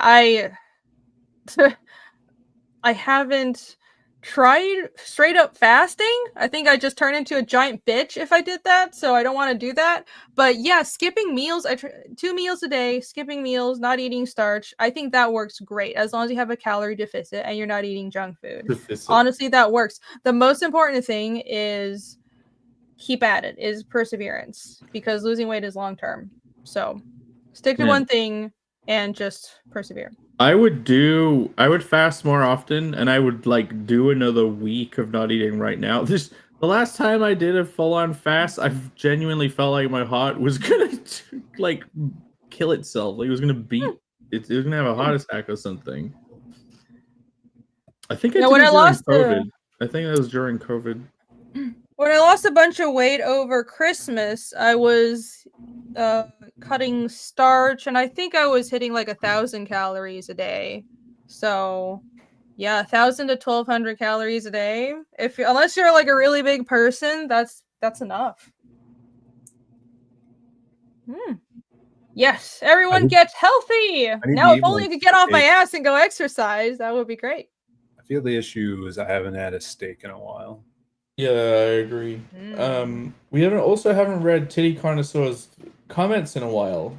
Yes, well, I've been trying to get an angle in. You notice I pulled the comments You up. don't need an angle. You say, "Shut up, you idiots! I got stuff to read." Okay, All right, I'm leaving. Shut up! Goodbye, bye. Goodbye. Titty Connoisseur. Okay, all right. Now it's a marathon of reading Titty Connoisseur's very creative comments. Wow. Okay, get out of here. Spoiler. Okay. Well, oh my god. Oh no, he's back. Why is he back? Now, is he just going to pop in on his own at will? Because I'm going to have to deal with delirious fake mode for the next 30 minutes. Some super chats to ameliorate my pain would be really great right now. All right, Titty Connoisseur. Spoiler! The horn guy on the Fiendish 3 permacover, Mr. Herbert Horns.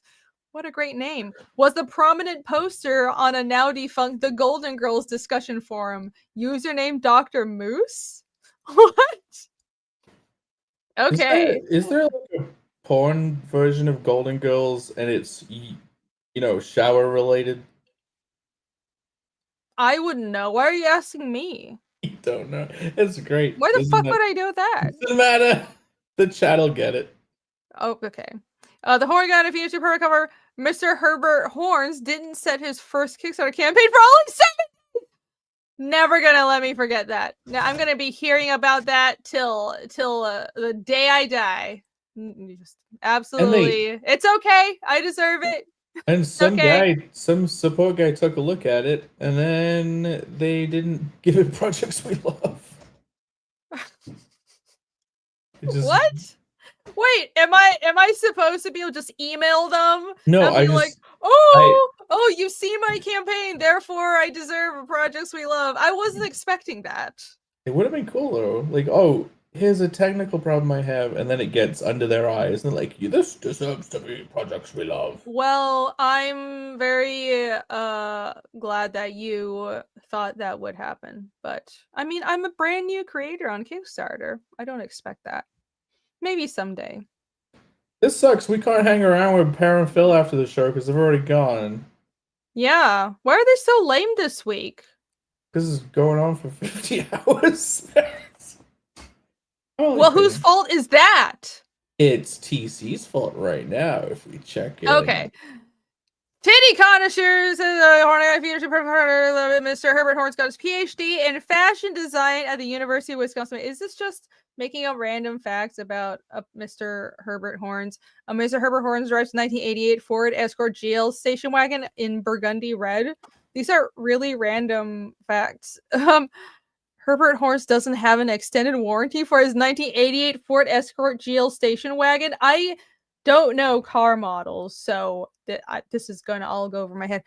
Has Mr. Herbert Horns has earned a lifetime ban from all karaoke bars in Tucson, Arizona. Why? What did he do? This sounds scandalous. Herbert Horns enjoys painting landscapes and watercolors. Aw, that's wholesome, but not true. I don't think he enjoys painting. Herbert Horns still has an unopened copy of NWA Straight Outta Compton. You're making him sound like such like a fun, normal guy who's apparently banned from all the karaoke bars in Tucson. He's not a normal guy. You're not finished with him yet? By the way, TC. No. I was not muted by No, accident. he was just quiet for once. I was preparing for when she realizes. What? Scroll to the bottom of the starred thing. There's so many chats, okay? Okay, hold on, let me read this one first. Mr. Herbert Horns occasionally writes Teenage Mutant Ninja Turtles fanfics.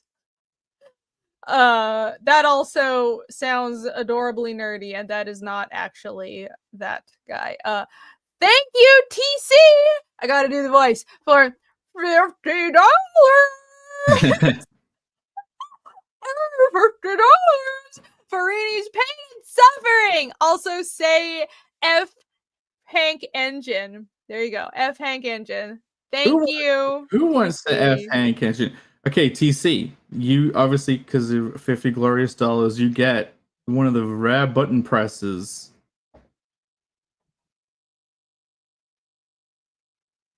What's happening? I don't hear anything. Oh, what? I didn't hear anything. What Your icon moved, but I didn't hear anything. Hold on. What the I played the Chat, is it just me? Did anyone hear? Okay, wait. Can you hear this? No. Wait a minute. Have I been on the wrong microphone the whole time? Oh, I have. It's probably sounded so bad. I'm sorry, chat. Look, now the mic sounds good. Right. You sound okay. You sound a little better. Right. 50 goddamn. Now that's money. Now that's just crazy. Keep sending the super chat. It's money time, bitches. Okay, that worked. Very good. Yeah. Thank you very on the much, mic. Casey. You were on the wrong mic. Boy, oh boy. I am so sorry. Well, that's right. You actually sounded fine, or my ears are broken, which is more likely. All right, Mr. Herbert Horns has a complete set of all 50 state quarters. He sounds like such a normal guy. I just don't think that's accurate. But all right, maybe. I don't know. Maybe once upon a time he was just a normal guy. Mr. Herbert Horns once traveled to Spain to see the running of the bulls, but mixed up the dates and arrived a week late. Aw, that's sad. That kind of stuff makes me feel bad. Mr. Horns got his undergraduate degree in interpretive advanced studies at Warner Pacific University. That's very specific. There's a lot. These are a lot of very specific facts. Are you these like genuinely people that gonna you actually know? None of these are super chats. You're really gonna read every single one? I said I would. I thought it's funny. Okay, I would normally only read super chats, mostly, unless it's a poignant question. But Teddy Conisher went through the effort of sending a lot of chats and coming up with many creative comments. So, if you don't want to be here, you don't have to. No. The beauty of it is he went to bed. No, he just commented. I was going to say, oh, he's just asleep. Fine, I don't have to. Fine. Well, I will read this one because it's funny. Mr. Horns knew of and could have fixed Reenie's drywall problem, but intentionally didn't. Well, there you go. Yeah, he made the hole bigger by shoving his horns in there. Yes. I I wanted to be a woman of my word, but since you said I don't have to, I will oblige. Listen. I thought it would be funny. Well, this one It was says, spoiler, enjoyable. the Horned guy on Phoenix 3 permacover, Mr. Huh? Herbert Horns, would have had a 69K stretch goal. Yeah, we'd already be there. I suppose so. Yes. What?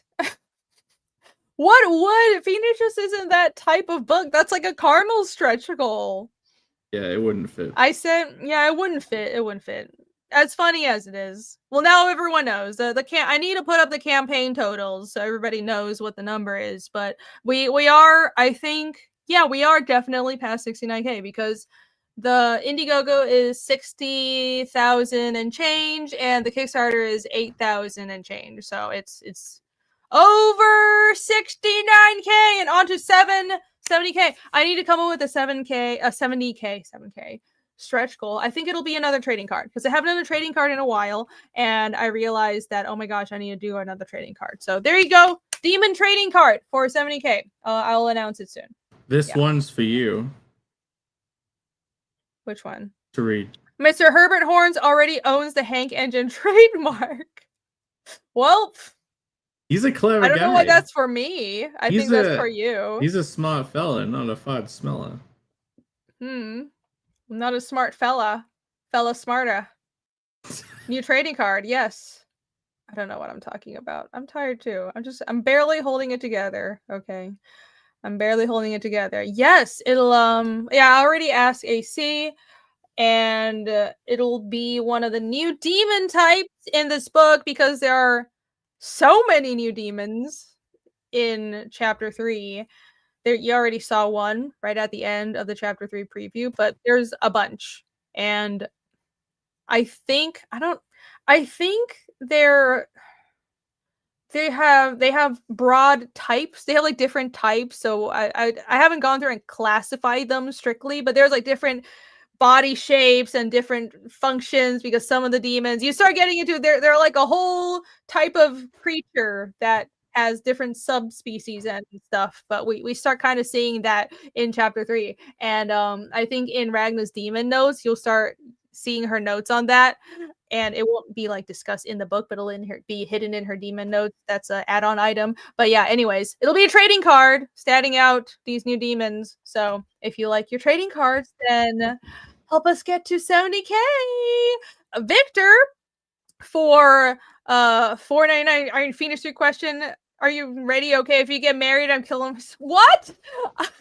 Don't do it! Don't do it, Victor! You have so much to live for! If only I had that song from Lord Raptor's stream. The hold on song. Victor, don't do it! Don't do it. Also, that's not a Phoenix 3 question. But thank you very much for the super chat. Oh, I didn't do the voice! Victor for $5. There you go. Thank you very much. I appreciate it. Yeah, you said, look, TC says Hank Engine trading card. Just hold on. I can't sing, so I'm not going to do it. That was better than in any other singing you've done ever on the show. I think I have to not try. I think I have to not try. But if the moment I try, I can't sing. I'm serious. I don't even understand. If I don't give a shit and I'm not trying to stay on tune, I sound not like garbage. Cool. I still can't sing. That was an anomaly. She's wondering how to deal with the compliment right now. She doesn't know how to deal with. Oh. What am I supposed to say? I don't know. My brain has melted. Yeah, it has melted. I can sing when I can't hear myself. That's true. All right. I think it's time to wrap this up now. For reals, everybody. For reals. Well, Victor, there you go. That was your reward. Also, don't do it. Yeah, hopefully it's the good cry, not the tying that noose not extra tight.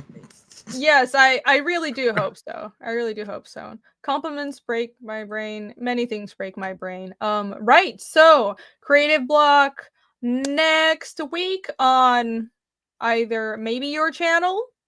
Yes, if Phill can convince me to take the mantle, then I shall.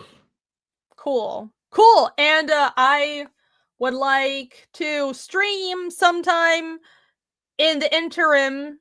So I don't know when, maybe Monday or Tuesday. But yeah, I need to stream again on my channel just to talk about 3 and just a general update. I haven't done that in a while, and I need to do that. Hopefully we will be celebrating 70K by that time. So there you go. Keep pushing the campaign, keep sharing it, and thank you to everybody who has backed Fiendish and everybody who has backed Carnal as well, and the rest of our campaigns. You guys are awesome. You guys rock. Cool. You're real cool. Okay, I'm ending the stream. Bye, guys. See you next week. Cheers. Bye. Great audience. Oh, holy crap. I'm gonna load the shotgun shells. Don't! Oh my god. Goodbye.